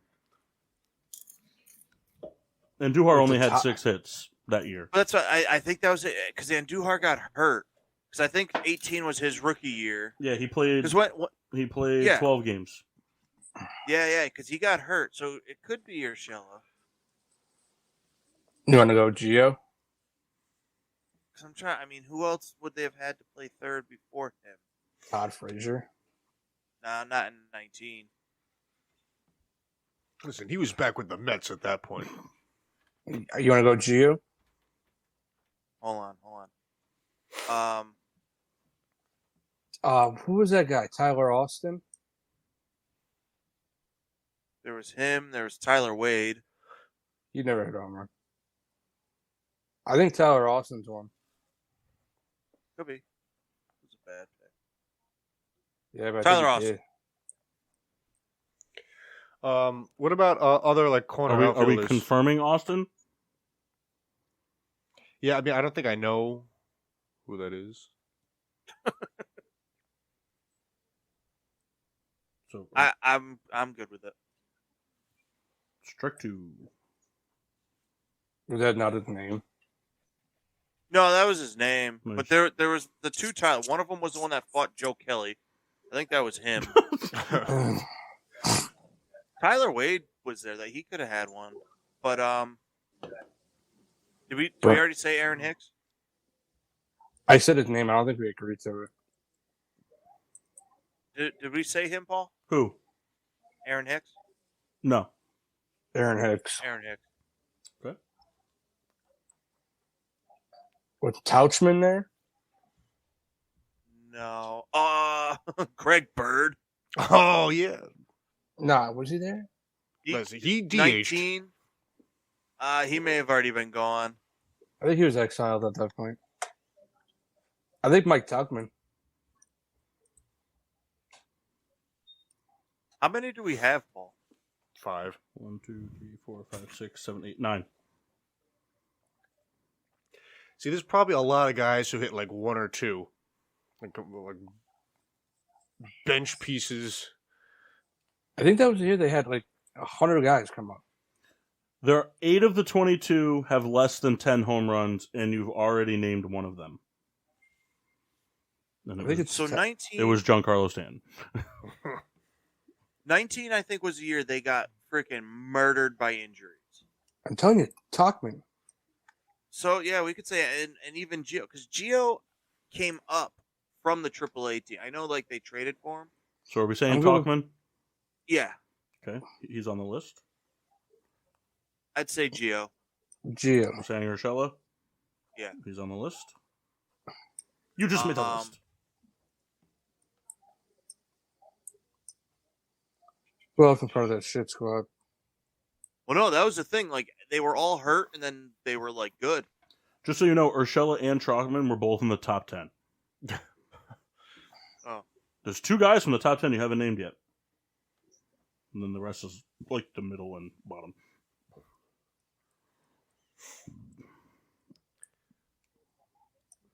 Number 8. Who are we missing? And number 10.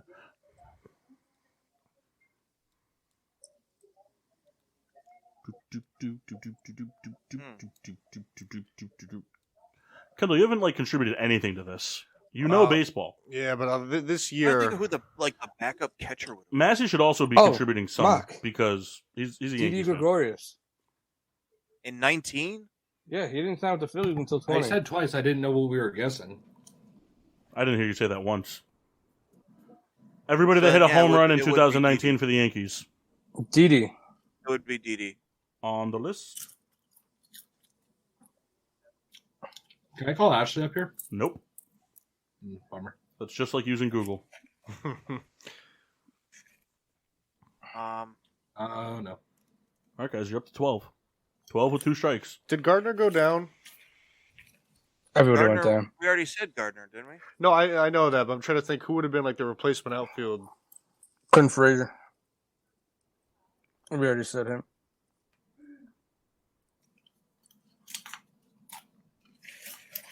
According to this, the backup center fielder was Aaron Hicks. Oh, McCutcheon. Was he there? He may have been there that year. When did he sign with the Phillies? 3 years ago. So not McCutcheon. I love math. I love math. I just want to read out these names that you guys haven't gotten. I just want to read them out just to hear people be like, "Fuck." Can you get a hint?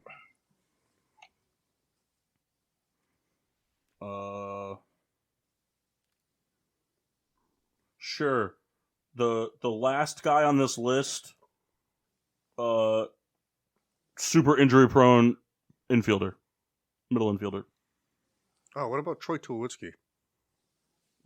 Oh, yeah. Going with Tully? Yeah, I think Yes. so. Yeah, he had one. And he retired right after that, right? Yeah, he got hurt and never played again. I think that was the hint. That was the hint. He had 1 home run on 2 hits that year for the Yeah. Yankees. Good year. I forgot he was even a Yankee. Hey, did the Yankees have Clinton Barmas, Kyle? His other hit was a double. No. Wow, almost in for the cycle. They might. I was gonna say they might have both been in the same game.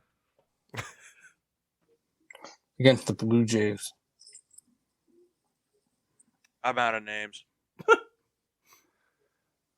You're still I can't think of who the backup catcher would have been. you're still missing number 10 on the top 10. It's the backup might- catcher, isn't it?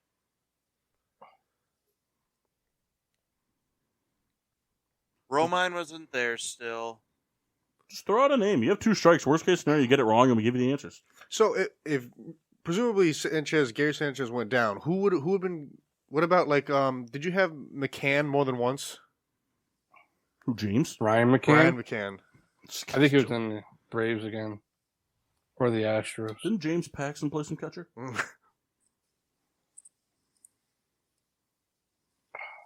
Is there any chance that Bryek Valera caught?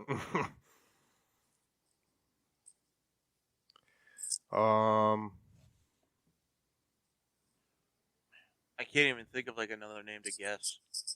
Just throw out a name then. Just somebody throw out a name. If it's wrong, it's wrong. Tyler Wade. Higashioka. Tyler might Wade. have. Tyler Wade's on the list. Higashioka. Yeah, I'll go with that guy. He's on the list. Is he? Yep. Oh, there's my contribution. Yeah, Ashley's contribution. Yeah. You I didn't say, know. as you You have no Legitimately. idea who that player is. Legitimately. He's the catcher. He's a catcher. Yeah, he's not the anything. He's a catcher that I've seen on TV. I like his name because it's funny. You like his name because you've heard it moaned in I hentai. think is it Kyle something Higashioka? It's a really short first name. Yes, it's Kyle. It's Kyle Fatman Higashioka. It's Kyle Gatawa! What is his actual name? Kyle, that name. Higashioka. Is it actually Higashioka? Come on, man. So keep throwing out names. You guys are on a roll by just throwing out names. Oh, it is Kyle Higashioka. And we were out on Greg Bird, right? Fuck it, Greg Bird. On the list. Shh. He also, Fuck Greg Bird. he also had one home run. Double fuck Greg Bird because Ashley was in love with him his first It year. was actually back-to-back with Toulitzki. And then they both broke their danky fucking wrists. They were both grand slams and tore their Achilles round in What year third. is this? 19. Are we up to Gardner already? Are we up to 15 now? 1, 2, 3, 4, 5, 6, 12, 13, 14, 15, 16. So you have 8 to go. 6 to go. You know, I think that's a good number. Bernie Williams. All right, third strike. All right, names you guys missed were, going from the top of the list down, Edwin Encarnacion, Yeah, he was there. Didn't remember that. Mike Ford, No. Nope. Cameron Maben, No way, really? Oh, yeah. Austin Romine, Oh, man, he was there. Thario Estrada, Don't know who that is. and Kendrys Morales. That's Why hilarious. do these guys play for the Giants? Oh, yeah. I remember that we got Kendrys Morales. So the Cameron Maben really got me. Yeah, they signed him because literally, like, the whole outfield was Every time you hit a home run, he screamed Maben music. Maybe it was supposed to be like the big time, like all elite player. Sucked. Hey, you remember Milton Bradley? All right, same thing, but everybody that got caught stealing. Maben. He actually leads the list. He's in jail now. Austin Romine's also on this list. Not Cameron Maben. Milton Bradley. Yeah, he's in jail. Hey, did you guys know that Van Jefferson's father is on the Cardinals defensive team? Yeah, I saw that last time they played. Receiving team, sorry. I saw that last time they played. They played catch before the game. Oh, didn't know that. Thought he was in Miami. Did you guys win that game? No. That was our first loss of the season. And it was a bad one. Yeah, join the club, man. We were talking before about how Devon Bush is trash. He is trash. He is trash. It's garbage. He's like a real seventh place guy. Yeah. Keep talking, my guy. You know what, Souls? If it was any of us, you'd do it too. So fucking eat your cake. No, it's like eat my it. shorts. Eat my shorts. Nobody better let a finger on my butterfinger. Hashtag 90s. You guys want to do this again? I'm going to go find another thing, or do you want to do something different? Sure. 3-pointers. MLS? Huh? No, don't do what I Three-pointers. said. I was kidding. I didn't hear what you said, though. I just want to hear it. Can we do MLS? Oh, yeah, I'm in. All right. Name 15 active players. Danny Rojas. Danny Rojas. No, people from Ted Lasso don't count. That's all I know. Well, you Freddie may have Adu. been saying that a little too high. Huh? You may want to start with 5. You guys can name 5. Freddie Adu. God, he hasn't played since we were like in 4th grade. I know. You know, I remember he had that thing on Disney Channel, though. Yeah, he was like, "Oh, I'm gonna be the next big thing." It's like you're in America. Calm down. Cool, you're the best Hey, You're the I'm best 13 soccer. and can kick a ball. You're the best soccer player here. That's that's not saying much. That's like I can name being on 5 that's like soccer being on the players. Italian Special Olympics team. We got 32 guys that miss field goals every weekend. Somebody give me a year. 2007. Kendall, give me a sport. Nah, if we're going that old, we got to go football. We have to. We could do Phillies home runs. Yeah, let's listen to you talk for the next 10 minutes. I'll You do could it. probably name. I'll the do it, top but you 10. get no strikes. That's not fair. Give me 2. No, because you advertise that you know more about baseball than all of us combined. 2008 Phillies, not 7. No. If you're gonna go with a team, it's the team that was really bad. But they were good that year. Nope. They just lost to the Rockies. All right, here we go. Oh, you guys won it in 08. Yeah, 07 we lost to the Rockies in the postseason. What happened in 09? Oh! All right, you get 2 strikes. So I don't think this list is that hard. And you get 1 hint. Top 10 passing touchdown leaders from 2007. All right. Andre Johnson. There's a strike. Hold on. What were you asking? The 2007 passing touchdown leaders. So Tom Brady. How does that? So I heard otherwise. So not a receiver? I heard otherwise. My bad. Well, that's what you said his name, and I was like, oh, I heard that wrong. You know, that holds up in a court of law. Your Honor, I heard otherwise. Tom Brady. Are you locking in Tom Brady? Yes. Yeah. Number 1. Peyton Manning. I would agree. Number 4. Drew Brees. Well, where are we going? I heard 2 names. Brett Favre. That might have been the Jets here, man. 07, he was still a Packer. The Giants beat him in the playoffs. All right, Brett Favre. Number 7. Drew Brees. I need 2 to confirm. Yeah. Number 6. Big Ben. No, he wouldn't throw a touchdown like that yet.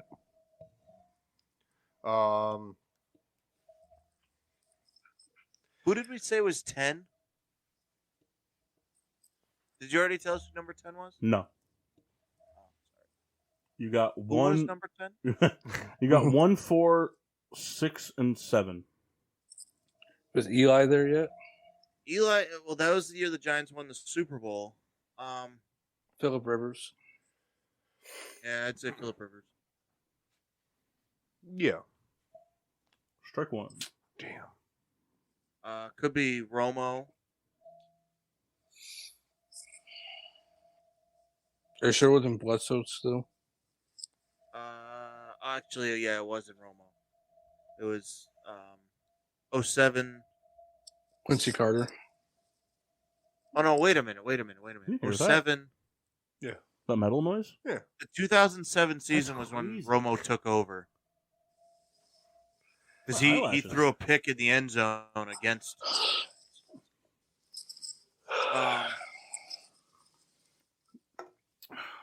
These are terrible. Oh yeah.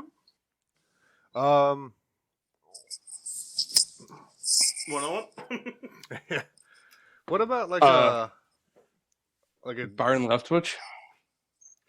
See, it's tough because we get the whole Byron Leftwich, David Garrard thing. I can never remember. Leftwich Yeah. was before Garrard. No, I know that. Atlanta was also in the playoffs. Or maybe it was Tampa. Who's one of them? Could have been Rex Grossman. So if Tampa in 07, it was Jeff Garcia at quarterback. Could have been Rex Grossman, man. It wasn't Rex Grossman. Rex is gross, man. Right off the heels of the Super Bowl. He was still feeling it.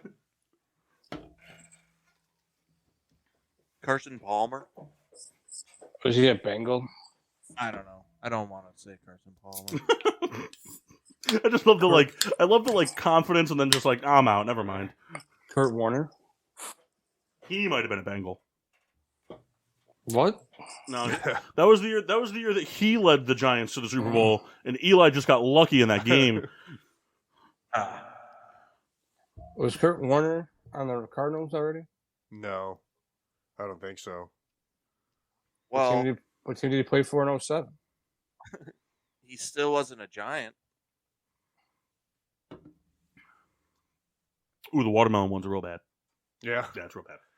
What year did they beat the Steelers? That was 2010. Well, they didn't beat him, so. No, it would have been 2008. Oh, so, I'm sorry. Played the Steelers. So it could have been 2007. He was So it could Cardinal. be Kurt Warner. I'm down for Kurt. So are you saying it couldn't be Kurt Warner as a Ram, but it could be him as a Cardinal? No. I feel like that's where we went on this conversation. We'll say Kurt. Kurt Warner? Kurt Warner. Number 9. All right, who was the Lions quarterback? No one good. I'm just asking. I don't know. Was that the year they went 0-16? No, Stafford wasn't there yet. Stafford didn't go 16. I think it was John Kitna. Yeah, but actually, might have been. Yeah, Stafford wasn't there for the 0-16 year? No, that was Orlowski. That was the year right before they drafted him. Oh, okay. Calvin Johnson was there for it, though. He was. Yes, he was. He had like 12 touchdowns that year, meant nothing. That's why it's more important to be successful than good. What about one of the greatest Rams quarterbacks of all time? Mark Bulger. No, not him. Oh, Sam Bradford. Sam Bradford. No, he didn't throw that many touchdowns. Also, I think I dropped him like. Oh, Sage Rosenfels? Ooh, listen, that guy is the Bengals' worst nightmare. What about McNabb? I was thinking Donovan? But was he still in He Philadelphia? was still an Eagle. Could be McNabb. Where was Culpepper? Dead. Detroit or Minnesota? Or the Dolphins? Throwing touchdowns on highlight reels in 51st States. Yeah. Chad Pennington? So the Dolphins, I think in 2007 were like 1-15, and he was one of the quarterbacks along with like Cleo Lemon. He was good. It's Lamone. Where's Massey would help us? That's before I started watching football. You know names, guy. 2007? We're just here to shoot you down. They're here to ask you for help and then shit on you when you say a name. What a stupid guess, Massey. And then you're going to be right. No, it is funny how that works out. That mojo tonight. It is really funny how that's always worked out for you guys, though. Matt Schaub? Was he there? Well, touchdowns to the other team don't count. Was he slinging passes in Houston? No, he was slinging wood at Weber State. Are we getting yardage or passing touchdowns? Passing touchdowns. Stop Googling it. Mike Vick? Right. I think he was in Who jail. have we got so far, Paul? You have Tom Brady. Okay. Peyton Manning. Okay. Drew Brees. Yeah. Brett Favre. Yep. And Kurt Warner. Could it be Ben Roethlisberger? Ben's always been a big slinging guy. But not early in his career. No, early in his career is when he was slinging it the most. Yeah. Yeah, it's because when he was throwing all the interceptions. Oh, what about Matt Hasselbeck? No. The potato? I mean, he was still. What about Tom Hasselbeck? I mean, he was. Could that have been the we want it, we're going to score year? No, that was earlier on. Well, Matt Ryan. That was his rookie Because year. Hasselbeck was the quarterback when the beast mode run versus the Saints was. I'm pretty sure. Yeah, but they were bad. They just got lucky. Everybody else was worse. Well, that was the year they made the playoffs. They were the first team with a losing record to make the playoffs. That was 2010 when that happened because they beat the Saints, then they lost to the Bears, and then the Bears lost to the Packers. The Packers beat the Steelers. That was 2010, right? Yeah. Yeah. Yeah, because the Bears lost in the NFC Championship game. To the We Packers. could say Hasselbeck, but I don't think he was ever a big touchdown guy. I don't know. I'm just trying to think of His potatoes are delicious. trying to think of just long-standing quarterbacks. McNair as the No. Ravens quarterback. All right, so hold on. I like Ben Roethlisberger. Yeah, say Ben. That's when he was still tagging. You know, hoes in Mock, the hotel, you can like- say Ben. What? Why does somebody else got to say Ben? Why can't you say Ben? Well, I was saying that's my vote. All right, so we got one vote for Ben Roethlisberger. All right. 2. 2 votes. All right, number 3. Wow. Ben Roethlisberger. Kyle didn't even vote for his guy I just didn't. Because know it's not his guy anymore. He's Big Mason Rudolph before guy. he started throwing touchdowns. He's a big dented helmet head guy. Where did we land on Romo? So hold on. I'll say Romo. So Mark, We still have a hint. did the Giants beat the Cowboys? Was that Yes. in the That was divisional year round? Romo. All right. Somebody asked for the hint. I think it's Romo because I think Romo came in like in 2005 or 6 for Bledsoe. All right, 2000, the 2006 playoffs was when he fucked up the field goal. All right, Romo. Confirmed? Who? Number 2. Oh. Who was number 2? You know, Tony there's Romo. going to be someone really dumb on this list. Who's like the fucking Panthers quarterback? Jake Delhomme. Oh, God. All right, 3 more to go. You have a strike and a hint. Let's use our hint. Okay. All right. You have said 2 of the 3 names. Great. It's going to be fucking Carson Palmer. Do you hate Carson Palmer? I don't know. I always thought people thought he was way better than he is. I think it was the opposite. I think people gave him a lot more shit than he deserved. I didn't think he was that good. I'm down for Carson. Hey, he took more teams to the playoffs than Eli Manning did. Yeah, and got no rings, so fuck him. Yeah, but when Eli Manning comes back as the head coach for the New England Patriots and take Max Jones to 10 Super God, Bowls, could you imagine that? that'd be the best. That'd be so funny. I would love to watch half the world implode. I'm down for Carson. Carson Daly. All right, Carson Wentz not on the list. Strike. Damn. Yeah, just do Carson Palmer, that fucker. Number 10. Okay. Oh, God damn it. Mark was like, please be a strike. All right, we said the other one. Yeah, so there's 2 names left. One of them you've said. What about Byron Leftwich or David Garrard? In 2007, the Jaguars were pretty good, I recall. Yeah, it was Leftwich, though. Gerard was 09. It was just so funny because like Kyle goes, it's one of the names we said, and Kyle immediately comes up with 2 names that haven't been said yet. No, I said Leftwich in the beginning. Oh, did you? Mm-hmm. All right, want to go So Leftwich? No, Kendall, it's not one of them. You didn't. Oh, it's not one of them. Well, the other one is one that you didn't name, so it could still be one of them. Who was the Chiefs quarterback? I like Hasselbeck. It was Patrick Mahomes. Yeah, did we go Hasselbeck? No, you did not confirm Matt Hasselbeck. Is that good enough for our 3rd strike? You only have 2 strikes. But this will be our 3rd that we're going into if we get it wrong, right? No, this will be your 2nd strike. Oh, okay. You only get 2 strikes. Oh, bummer. So the answer to your question was technically yes, but math didn't add up. Alex Yeah. Smith, Where was Alex Smith playing in? 49ers. Was he there already? I think you guys are really Yeah. leaving out Sage Rosenfels, and I'm not appreciating it. All right, so do we say Hasselbeck? 2. Not yet. You have said him, but no one has confirmed him. I vote. 2. Matt Hasselbeck, 2. number 8. Yep. All right, so we're looking for one more name now. Yep. Can our hint be if it's someone stupid? I already gave you your hint. Can we have another hint? But can we know if it's someone stupid? It is someone stupid. Ugh, bummer. I will not give you the team. All right, stupid. Who was Denver's? Jay Cutler. That's not stupid according to Paul, so I'm going to say no. I'm just guessing. It's either Jay Cutler or Kyle Orton. First of all, Jay Cutler is stupid. Second of all, I think it was Kyle Orton. Kyle Orton was a bear. We traded Kyle Orton for Jay Cutler. Oh, did you? And I like to think this we won that orange trade. Team thing, though. Who's Yeah. Washington? Mock wants to stick on the orange train. Who was the Knicks quarterback in 2007? Who's the I love Washington how- quarterback? You I mean still the love how Redskins? Kyle Orton retired. Probably Rex Grossman. How do you retire? He just kind of just up and left. Oh. He was at a press conference like, "Yeah, I'm done with this." It's gonna be. It's gonna make me mad. It's so dumb.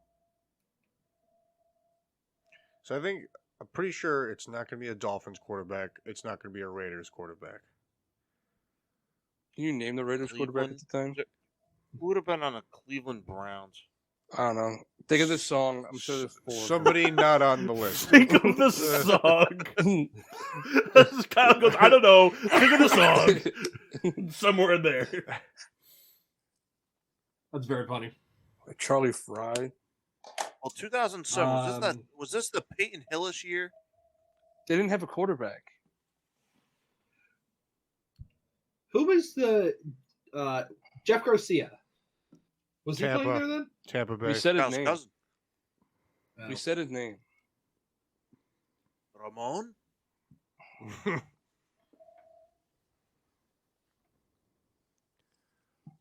Did Brett Favre and Aaron Rodgers throw out a touchdown? Aaron Rodgers didn't play yet. I know. Oh, Kyle, Browns quarterback in 2007 might have been Jake Delhomme. It definitely wasn't. You know, we've used that name for like 3 different teams. That's so funny. Who was the Titans quarterback? Locker? No, too early. Gross. He retired after like 2 years. Hey, Kyle, to answer your question, Matt Schwab was slinging passes this year. Yeah, but we said his name. No, I know. You asked. You weren't sure. Oh, what was he like slinging it like good that year? No. All right, so There listen. is one team you haven't named the starting quarterback for yet. I'm not saying it's that person. I'm just saying. What team? I'm not gonna say the team. You've said the Who team. was the Panthers quarterback? You've said the team. Jake Delhomme. No, he was on the Browns. You've Was said he? Sure. You've said the team, but like you've never like been like, oh yeah, that was the starter. You kind of glanced over this team a lot. I won't tell you the team. I don't know who the Falcons quarterback was. It's either Vic or Ryan. No, because Vic Matt might have Ryan. already been in jail. Vic was in jail and Ryan came out in 08. There was like they had another quarterback for like 2 years. Because I think Vic went to jail after like during 05. I mean, it could have been Schwab. He was a Falcon. Could have been Trent Dilfer. Is he still The playing? Raven. Could Who have was the been. Ravens quarterback? Was Could it have been- Kyle Bowler? Could have been Luke McCown. So in 2007, was Steve McNair a Raven or was he a Titan still? I think Vince Young got drafted in 08. Man, gross. Rex Grossman and Kyle Orton were both Bears, and there's still another Bear above them. Gross. Who was the Redskins quarterback? Patrick Ramsey? Someone's just got to say a name. So listen, I think the Bucks were in the playoffs. You want to give Jeff Garcia the nod? I'm thinking Brad Johnson. He probably was on the Vikings at the time. Think so? I don't know, but he was active for sure. Just say a name. Puck, we know how many teams this guy played on? For his career? Yeah. Give me a minute. Or better yet, was this guy ever a Panther? He was a Panther in his career. Was he? He was a Panther. He played for 4 total teams in his career. Doesn't help me. I just wanted to know. But he did play for the Panthers. It's very funny. It's funny. Well, Jake Delhomme fits that criteria. Jake Delhomme was a Really? Bear. But I don't think he only played for 2 teams. So was Jimmy Clausen. Oh God. Paul, can I ask one more small hint? You could try. Have we said that name yet? I'm not giving that same hint twice. Worth a shot. Did we not say his name? Kyle, don't try to dance around with a different question. That's the same question. Are Did you we are you not in sixth place? Not. Oh, he's not. I could be. Is he not? Oh, he's not. Just say a name. Jake Delhomme. Cologne. All right, last strike. The quarterback for the Washington Redskins in 2007 was Jason Campbell. Oh yeah. But he is not the answer. It was the Cleveland Browns' Derek Anderson. Oh my God, the year that they were good. He threw 29 touchdowns. Son of a bitch! It was a Cleveland Brown. Wasn't it? The 10-6 Cleveland Browns. He was number 5 in touchdowns that year. I That's told funny. you to think of the song, guys. I tried to help you Listen, by guys, not We're all helping. stuck on fucking Delhomme. I couldn't get off the course. Just so you know, Kendall, Sage Rosenfels was 17th. He threw 15 touchdowns for Houston. And how many picks? 12. Nah, good year. Was Schwab the quarterback that year for the Falcons? No, Schwab was in Houston. The Who's quarterback, the Falcons quarterback? the leading touchdown passer was Chris Redman. I don't know who that is. Joey Harrington was also there. Oh Oh. man. He was bad. Also fits the criteria of also was a quarterback for the Lions. Listen to this Bears quarterback. Be, Listen to this Bears quarterback room. Hold on, sorry. Listen to this Bears quarterback room. Rex Grossman, Kyle Orton, Brian Greasy. All future Hall of Nodders. Because imagine, like, even if you get to the, to be an NFL quarterback and just suck ass, like you still spend, call it, 20 years playing football of just being like the most elite player on the field. You get in there and just fall apart. I'm just gonna look this up. Mark, do you have a draft or no? No. All right. Let's do this. I'm just gonna look up random team in years. We're just gonna look at their rosters and just talk about it. Reminisce about some of the most horrible. And I do this with old drafts all the time. All right. 2011 Atlanta Falcons. Matt Ryan, Michael Turner. Thunder thighs. Fullback was Ovie Mughelli. Don't know what that is. Kendall loves that guy. Julio Jones and Roddy White. Yeah. Tony Gonzalez. That was a good squad. And then their defense, they had Sean Weatherspoon, John Abraham, Jonathan Babineau, Ray Edwards, Corey Peters, Stephen Nicholas, Brent Grimes, William Moore, yada, yada, yada. Did that team make the playoffs? Anybody care to guess what their record is, where they finished in their division, and how their season ended? 8-8, missed the playoffs, second place. 10-6, first place. How'd their season end? Made the playoffs, kicked out in wild card. Okay.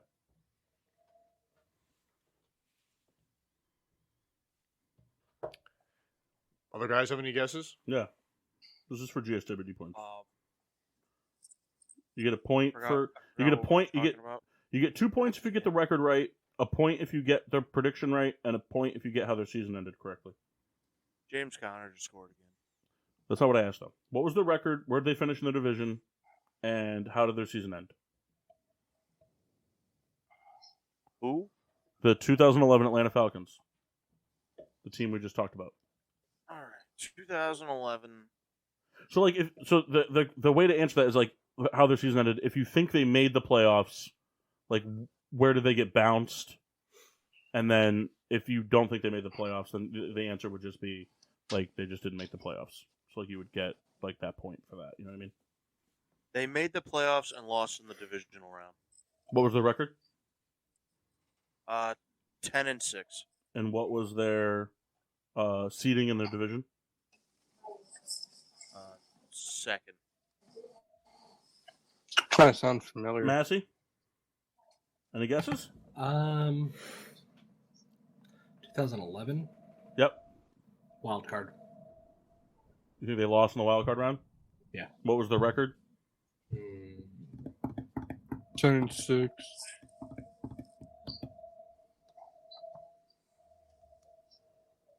9-7.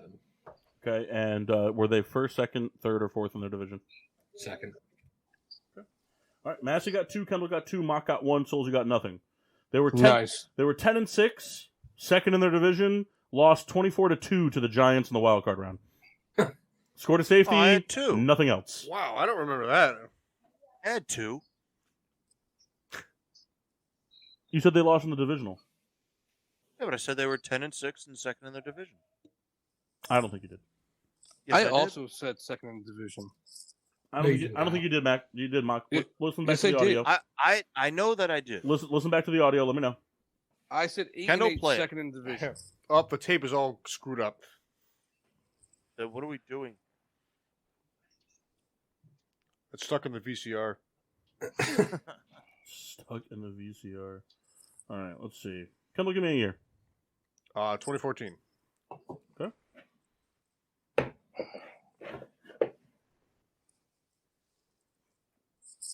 $2014. All right, 2014 Oakland Raiders.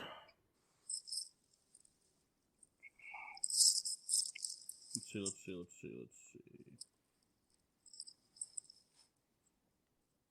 So, Derek Carr, Matt McGloin, and Matt Schwab. Schwab making another appearance. Darren McFadden, Latavius Murray, Maurice Jones-Drew, Marcel Reese, Kembrell Tompkins, My God, I didn't forget. Denarius Moore, James Jones, Michael Rivera, Andre Holmes, Vincent Brown, Rod Streeter. This team is made of totally has-beens. Javon Walker. Yeah, I don't want to do this whole guessing thing anymore because it takes too long and it's complicated. They went 3-13. I totally forgot about like the after Maurice Jones-Drew left.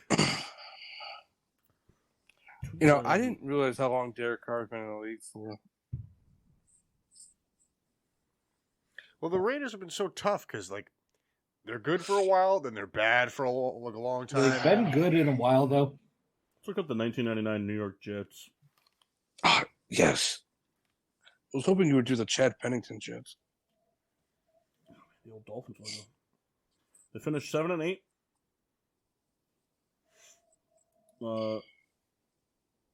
Who were you hoping for? Chad Pennington?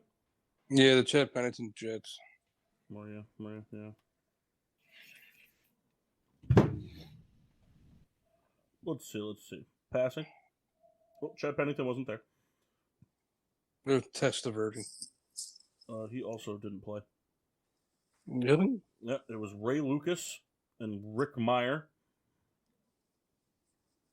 They also had Curtis Martin, Bernie Parmali, Richie Anderson, Keyshawn Johnson, Dedrick Ward, Wayne Corbett. Big fan, Kendall, right? Big fan. Fred Baxter. This team was dope. This team was dope. Yeah, they went real dope at 8-9. They went 8-8 under Bill Parcells. Tell you what a good year that was for the AFC East, though. 8-8, and they finished 4th. Jesus, that's incredible. I always forget like how many teams. Oh, they finished. I forgot that was back when the Colts were part of the AFC East, though. So they finished 4th, but the Patriots were 5th, and they were 8-8 as well. So still pretty good, all things considered. You know what's really funny? The Jets finished ahead of the Patriots at 8-8, but the Jets had a -1 point differential, and the Patriots had a +13 point differential. Yeah, the Colts won it that year, 13-3. Peyton Manning. That was back when the Tampa Bay Bucks were wreaking havoc in the NFC Central, and back when the New Orleans Saints couldn't get out of the bottom of the barrel in the NFC West. That's when they drafted Ricky Williams. I tell you what, Massey. What? You'd be so much happier if the divisions were the same. Why? Because it'd be the Rams, the Panthers, the Falcons, the 49ers, and the Saints. You'd be sitting pretty for the rest of the season. Meanwhile, the Cardinals would be sitting in the NFC East running train on the Cowboys. And the Tampa Bay Buccaneers and Green Bay Packers would be playing 2 games a year. And Seattle was sitting in the AFC West. Imagine if they like reseeded back for a little while. That'd be awesome. Just like a retro season. Yeah. Do the 3 divisions instead of the 4. I think they'd have to. What would be the leftovers? So like Houston and Carolina. I tell you what I think they should do one year is they should just go. Here's what we're doing. There's no regular season. It's just a 32 team bracket. Sudden death, win in advance. Yep. We rank them based off of the last 30 years. We'll make a formula based off of like strength of roster, pedigree of franchise, all that stuff. And then it'll be, 1 seed and a 32 seed and then all the way back. And it's just, that's all it is. Because what would that work out to? A bracket of 32. How many games would that, how many games would it take you to win the championship? You'd go from 32 to 16 to 8 to 4 to 2. So you only have to win 5 games. I'm in for it. Do it 2 weeks off. Yeah. They should just do that during the summer. Oh, see, even better. This is what we do. Ready? I think this is, can you guys subscribe to this? I think this is what we do. You do a 32 teams, right? 16 advance, 16 lose. Those 16 teams make a Pro Bowl, 2 Pro Bowl squads. They face off against each other on the off week. Because there's the bye week type of thing. Then it's 8. Yeah, man. Then it's 8 and 8. Those 8 teams form 2 Pro Bowl teams. They go at each other. You're never missing out on football. Exactly. Then it's down to 4 and 4, 2 and 2, and then at the end, the loser of the championship has to play each other in Pro Bowl offense. And that one, the ratings will suffer as well. Oh, of course it will. But then only half the team will really be losers. Yeah, I'm saying that would work. It could start in March. We'll give some time to end after the regular season. March to how long do you think it would take? Well, it's only 5. Because 32 teams would play 16 games. That's just like week 1 of the NFL. Right. So you would do it instead you would do it in either a day or a weekend. Mm-hmm. So let's say you would do it on a weekend. You would do Saturday, Sunday. So if there's 16 games, you would do 8 and 8, and then you would do 4 and 4 for when it you would do, it's 16 games. Yeah, so you would do 8 and 8, and then you would do like 4 and 4, and then you could do like 2 and 2, and then the game. Yeah, it would take 5 weeks to get through the bracket. So if you did it with bye weeks, it would take 10. So it's still half an NFL season. Yeah. Talking about like March to May, and then you go right into OTAs, and then you or what you do is you do this: 32 teams would go down to. So you would do a 20-team bracket, right? Mm-hmm. So you play the first 5 weeks of the NFL season. You would play for seeding, and to make it.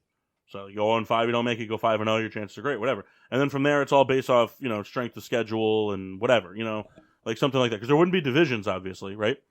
So then the top 4 teams get a bye, and then the 16 teams that make it, they play out, and then we reinsert the 4 teams. I like it. I don't know what we'd call it. Basketball. Kyle, what are you doing over there? Chilling. You keep doing this weird exhale thing. You kind of sound like one of those machines. I am one of those machines. I believe you. Kendall, are you excited that Showalter might be the next Mets coach? I am. I've wanted the Fighting Showalters to come to New York forever. Yeah, well, you guys are getting Tony La Russa. Yeah. And cash. We're going to get somebody random. The Mets just love to... I will trade you Matt Nagy for international pool money. Deal. All right, cool. Then I have to give that international pool money and I have to forward it via traveler's check to the White Sox. Imagine Nagy's just like an amazing baseball manager for just no reason. All right, here's what you're going to do. Instead of pitching it, throw it to the second baseman, let him pitch it. The flea flicker fastball. That's a show. Do you remember guys were Pros versus Joes? Oh, yeah. Awesome. If they could bring that back, but like just players going to do different sports. Yeah, that'd be cool. Rather than just like some random guy. Like, of course he's going to. I wouldn't like it though, because then we would just watch like LeBron James be a fucking dick in every sport. Yeah. I used to love the hockey ones when they just have these scrub fat guys get on the ice and just get leveled by hockey like NHL players. Remember when Johnny Knoxville did that with Jared Allen? Oh, so good. Yeah. And then who? I watched that every now and then. And then there was the fucking kicker that fucking kicked the ball right into the guy's face. That was Josh Brown. Was it? John Brown. Yeah, Josh Brown. The one that the giant woman beater. Yeah. Oh, okay. He kicked the field goal right into Preston Lacey's face. Like, Jesus. But I remember on Pros versus, I think it was Mario Lemieux was just lighting guys up. That show was awesome. But I remember these. I'd like to see a version of that. I could outrun Randy Moss. Like, no, shut up. I'd like to see a version of that, but where they get in the octagon. Oh my God. I could totally take on. Well, they kind of had that. Remember Greg the Hardy. Bully Beatdown show?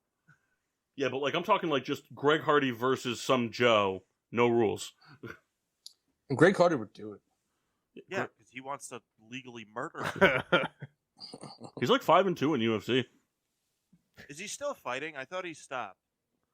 Well, whatever. I know he was putting together a decent career, but I thought he stopped. Hey, what about didn't Sean Merriman? Wasn't he training for either WWE or something else? What happened to him? I don't know. He comments about the Chargers once in a while. D'Angelo Williams fought yeah, wrestling, the Ring of Honor. As of May 8, 2020, Greg Hardy teases WWE move. I mean, He's going to just debut and just start slapping the divas. Make him part of the Hurt Business. So, Kyle, real quick, we didn't get I just want your input before we sign off. So before you came on, we were kind of talking about the headache that Chase Claypool is. Mm-hmm. And how do you feel about now Devon Bush becoming part of that headache squad? Devon Bush is gonna get cut before fucking Claypool will. Well, but did you see what Devon Bush's comments were? Didn't he call out players on the team? They didn't call out players, but they asked him about how he felt about the struggles on defense, and he said that the whole defense was struggling, so he's not going to single himself out like that. That he's playing the same football he's always played. No, he can't cover fucking anybody. You guys should also cut Chase Claypool, though. I'm not going to cut him. We'll trade him if anything. Well, I'll tell you what. After last week, I don't think he's got any trade value. Yeah, I cost my team 12 seconds of precious time, then blamed everybody else for it. Well, he called himself out for it, too. Yeah, but after... Yes and no. Yeah, but after he said it was the offensive lineman's fault. And regardless of it, he still did it. No, I agree. They'd be like, Yeah, they'd be like, play look, should have been flat. He'd be like, look, here's the deal. Yes, I shot that guy, but I'm taking credit, so we're all good, right? The play absolutely should have been flat because the guy does smack the ball out of his hand. But it like Paul already said, I mean, you're talking. There's a few seconds left in the game, and you're celebrating a first down in a game that you're losing. Well, the play, nobody smacked the ball out of his hands. Him and the offensive lineman ran into each other, and the ball went scrumbling around. Because he did his little first down celebration, then turned around, and the offensive lineman for the Steelers was running up to him to get the ball, and they kind of No, Trey Turner. No, but it looked. There was a player on the Ravens that kind of smacks his hand in there. It's a little iffy, but either way, it's not a time to be celebrating. Right, so you didn't ice the game. You picked up the first down. We have no timeouts.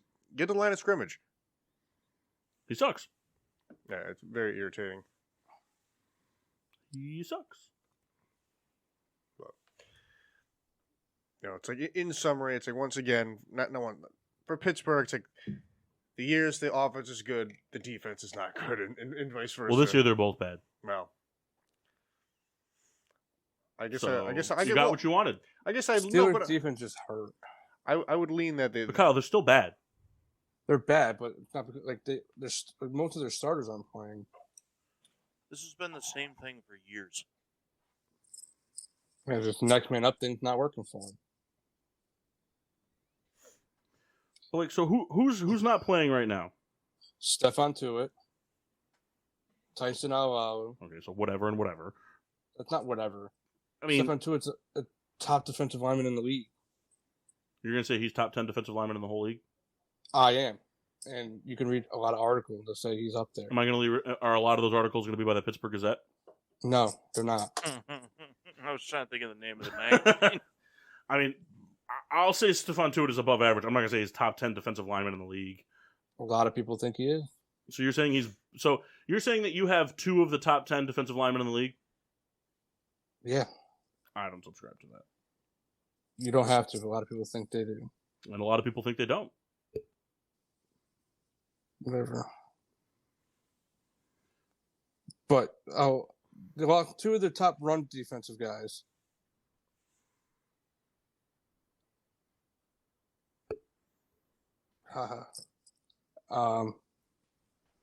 What? They did a stupid thing by cutting fucking Steven Nelson. Because all the cornerbacks are young and terrible. Right. Well, it's just like we talked about it in the first hour. They can't tackle. It's embarrassing. Mm-hmm. The 4th in the league in missed tackles. Yeah, it's just everybody wants to strip the ball. That's all they want to do. Who's number 1 in those? Seattle. Makes sense. A lot of these guys these days just want to strip the ball or punch the ball out instead of make the tackle. Right, it's not yeah, hard. I mean that's across the league. You see that? Yeah, it's just That's what I'm saying. Just stand in front of your guy and put your arms around him. I mean, I don't know. I'm going for glory. I'm gonna I don't know. Very irritating. I just feel like this year the Steelers defense, with the exception of week 1, I feel like they've showed up against like whatever offenses, and then have been non-existent against good ones. Well, the thing is, too... Like, who were your wins against? You beat the Broncos, you beat Seattle, Yep. you beat Chicago. Yep. So those are 3 of the bottom 5 offenses right there. Because Seattle's fucking has what is Seattle? Maybe not bottom 5, but they're like bottom 10. Who else did you guys beat? The Browns. They're super inconsistent. And Baltimore. Did you beat Baltimore? Yeah. No, Yeah. Well, there you go. You beat Baltimore. All right, I'll give you credit. But, on that one. the thing is, it was a short week, and so there's that kind of, like, plays into a very slight part. But by losing like that, the way you did, it makes the win against Baltimore entirely moot. It's just, so yeah, it's a division win. It's great, and that still impacts. But then you show up for 2 halves. I mean, 2 quarters of a game, and Not even. They showed up for 4 drives. 17 minutes. Yeah, and it's just like, and then you face the most difficult part of your schedule now. It's, I don't know. You'd be happy if they walk away with 1 win. The thing that kills me is just how many rushing yards they're allowing. Oh yeah, I mean, I can't even tell the last time it's been that horrendous. Like the Dalvin Cook just had lanes. Like it's just like you guys are giving up 140 yards a game. Yeah. All they want to do is punch the ball out. They don't want to tackle. But I mean, like you guys couldn't have even tried to punch the ball out against Minnesota if you wanted to. No one was close enough. I know. I mean, there was. I remember there was one play. I think was I talking to you about it, Mock? There was one play where I could literally have parked my RAV4 sideways in between the tackles, and it would have fit perfectly. Yeah. That was rough. Normally, I was chalking it up because I kind of wasn't paying attention to the game, but I had it on, and I was like, okay, so Dalvin Cook is just balling, he's just having a great game. But then it's all like, okay, but Mattinson's also averaging 9.5 yards a carry, and I was like, all right, so this isn't a great day. Right, so you hey, credit to where the credit's due for these top running backs, but come on. They cleaned it up in the second half a little bit. Right, but it's like there comes to a point where the damage is already done. It's just like you're down 29 points. Yeah, the Steelers and the Bears are the complete opposite of each other. The Bears play really good in the early to give you hope, and then fall apart. And the Steelers, they like to be like, hey, watch this Cinderella story, and then they dig the hole too deep. Yeah.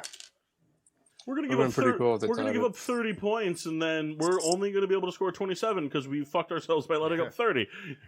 Then almost score on the final play to hope for a 2-point chance to tie. Yeah. Which would have been just how poetic would it have been if you guys lost on the 2-point conversion. Yeah. That would have happened. We run the same play Baltimore does. Except Mark Andrews intercepts it, returns it, flips off Ben Roethlisberger. Oh my God, what the hell? Ben tears his body trying to make the tackle. It's weird because Minnesota. Sorry, what was that? Sorry, Kyle. Do you think Ben plays anywhere next year? No. Either he comes back for one more or he's done. Well, he already said he's done with the Steelers. He said Then he specifically said that he will not be a Steeler next year. He didn't say he was retiring, but he said he wasn't going to be a Steeler next year. I don't think anybody's going to want him. I'd be shocked too. I just think the guy's just beat up. I think he's got to call it quits. He's slower than Tom Brady. I don't know. He might have always been slower than Tom Brady. I think he just moves better laterally. He was never quick. He was just hard to bring down. He was never particularly fast. Right. Brady's just slow in general. An athletic specimen. Yeah, Ben is just like a crab, He kind of does pretty well back and forth. Just a crab.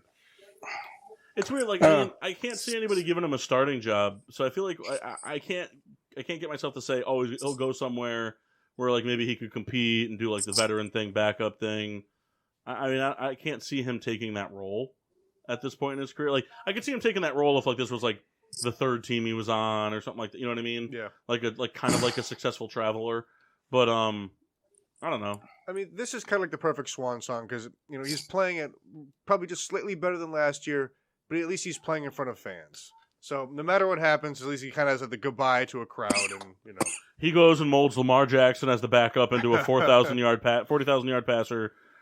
every year. I was going to say he's going to go to Cleveland and just turn Baker Mayfield. That's like the ultimate heel turn. Man, no, he's going to go to Cleveland, win the starting job, and go 17-0. Yeah. Win the Super Bowl. Become the coach.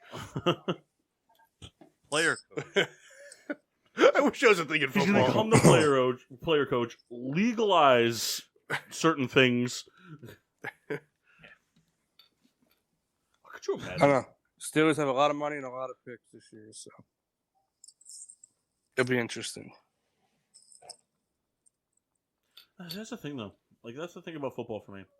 It's never interesting until the season starts. It all means jack shit. I hate the NFL offseason so much because it's all like, oh, look at what we did. And it's like, cool. Fucking every year teams do this and it doesn't work. And every year. Julio Jones to the Titans. not even that, though, but just like these big things. Like, you guys are going to do this big splashing.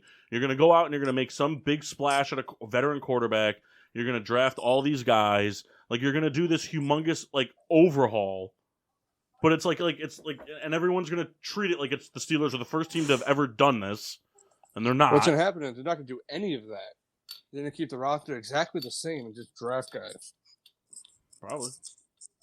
Also, why did Julio to the Titans not work? He had the exact same season he would have had in Atlanta. Doesn't catch touchdown. Never has. Played decent, got hurt. He doesn't even have yards. But I mean, hurt. like, he was playing decent, and then he got hurt. I mean, that's what he was going to do in Atlanta. He was not playing decent. He wasn't playing poorly. He wasn't playing very good.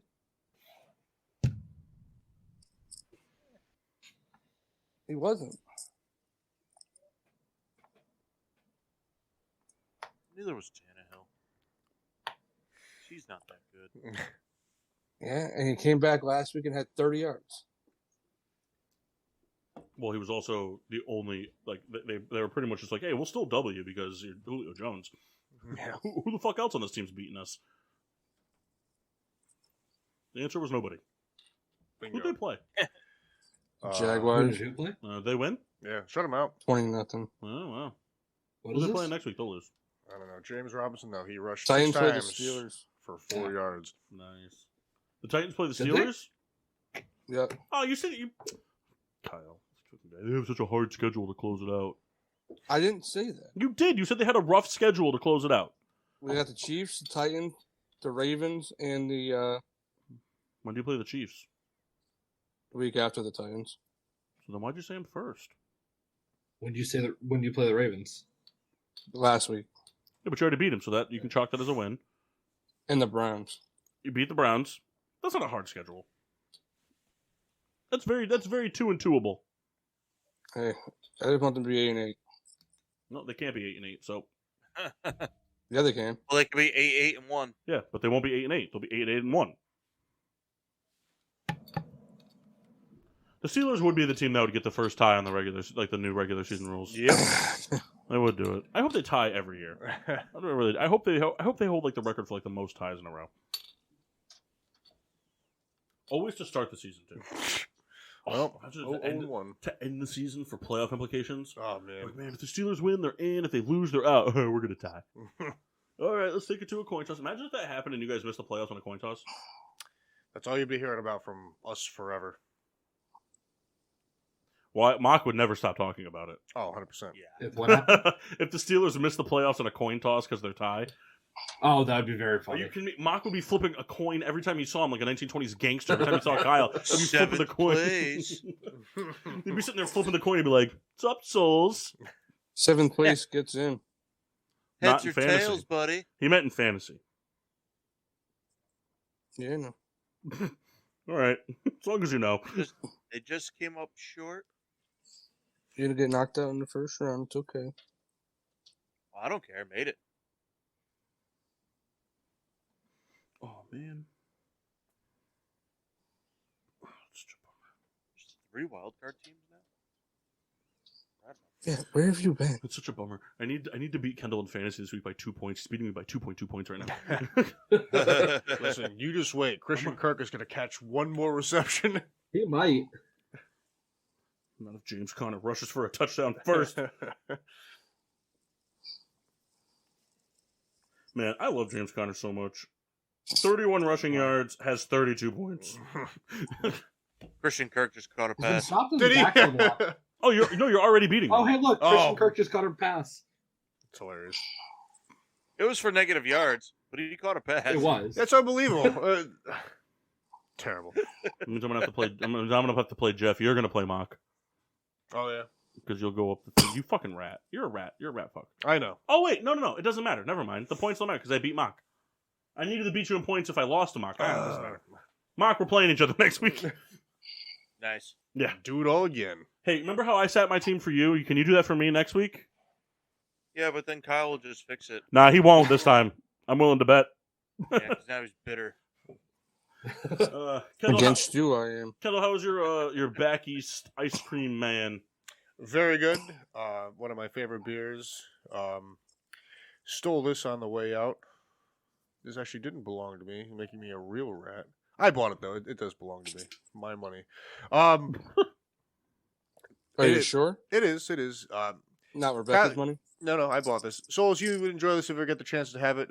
It's all the citrusy notes that you like. I don't really know what other like fruit flavors they're trying to go for. I do get like that. They say orange creamsicle. I kind of get that. That's why I like it so much. I touted it pretty much as close to 5 as possible. I don't know what I said the other time, but we'll call it 4.7 out of 5. And then I had some high noons, black cherry. It's exactly how you imagine. It tastes like black cherry and is alcoholic beverage. Mock, how was your Budweiser? Listen, they get the job done. And that's it. Nice. Same. So Kyle, did you drink? Fireball. Nice. How was it? Not great. Yeah, I buy that. I'll subscribe to that newsletter. And Kendall, how are your high noons? They are not bad, not great. They taste like the flavor that says on the can. The pineapple one for me just tasted like flat soda. That's just it. The watermelon one tastes like those little watermelon hard candies. It's like a non-seltzer that's a seltzer. It's like a flavored, it's like a hard soda, right? You said it best. Mass, how was the LaCroix? Actually, surprisingly not bad. I had a second. Well, Kendall's going to go home and drink an Aha now. I just might. You will. Mixed with some gin. Oh, I should do that. What else is on the PPRN radio network, Kendall? What's Well, up there? Tell us, Reed. The Peter Pinner Show, flagship show on the network. That is Wednesdays at 7:30. The Babysitter Murders. Mike Rottola has a bunch of shows on the network. I'll be trying to list. Is everything okay, Kyle? Yeah. All right. That's every other Monday at noon. Choreorama Live, Sundays at 2. Friday Night Delight, that's Mike and his wife Jess. Those are Fridays at 5. Getting Sports with the Drunk, that's us. Mondays at 8. The Gray Area with Aaron Kinnard, Tuesdays at 8. Hell Effin' Yeah, another Mike Rottola show, that's weekdays at 3. It's the Boo Show, Thursdays at 7. Metalocracy, a Mike Rottola show, that's Sundays at noon.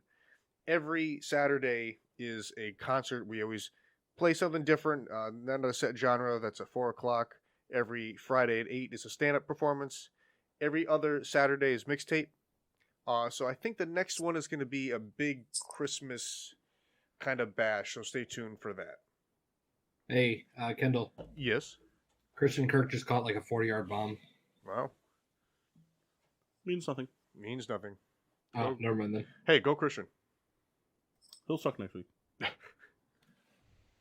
Hey, Mark. Yeah. Where can they find us? Find us on Facebook at Getting Sports with Drunk. Twitter and Instagram is at GSWD_4. Make sure you use the hashtag GSWD for all your daily uses, whether it's forgetting about Derek Anderson, as we all have, or not being quite sure if Greg Bird hit a home run or not. Yeah. Like, subscribe, and review on Spotify, Google Podcasts, Apple Podcasts, iTunes, and iHeartRadio. Man, I did that out of order. That confused me. Thank you for tuning into another episode of Getting Sports with Drunk. And next week's the Christmas episode. Yep. Followed by the Drunkies for the New Year's. Yep. And I think we'll be in studio barring any that major means setbacks. next week is the Secret Santa? Yes, next week is Secret Santa. And barring any setbacks, we'll all be in person. Looking forward to it. Yes, sir. Shut up, Kendall. Oh. Until then, I'm your hostess, Cupcake the Riddler. I'm Mark. Sheen Washable. No. I'm Late Souls. The Master Chris Massey. And the Rat of a Red Baron. No. What the hell was that? That was such a good time. What the hell was that?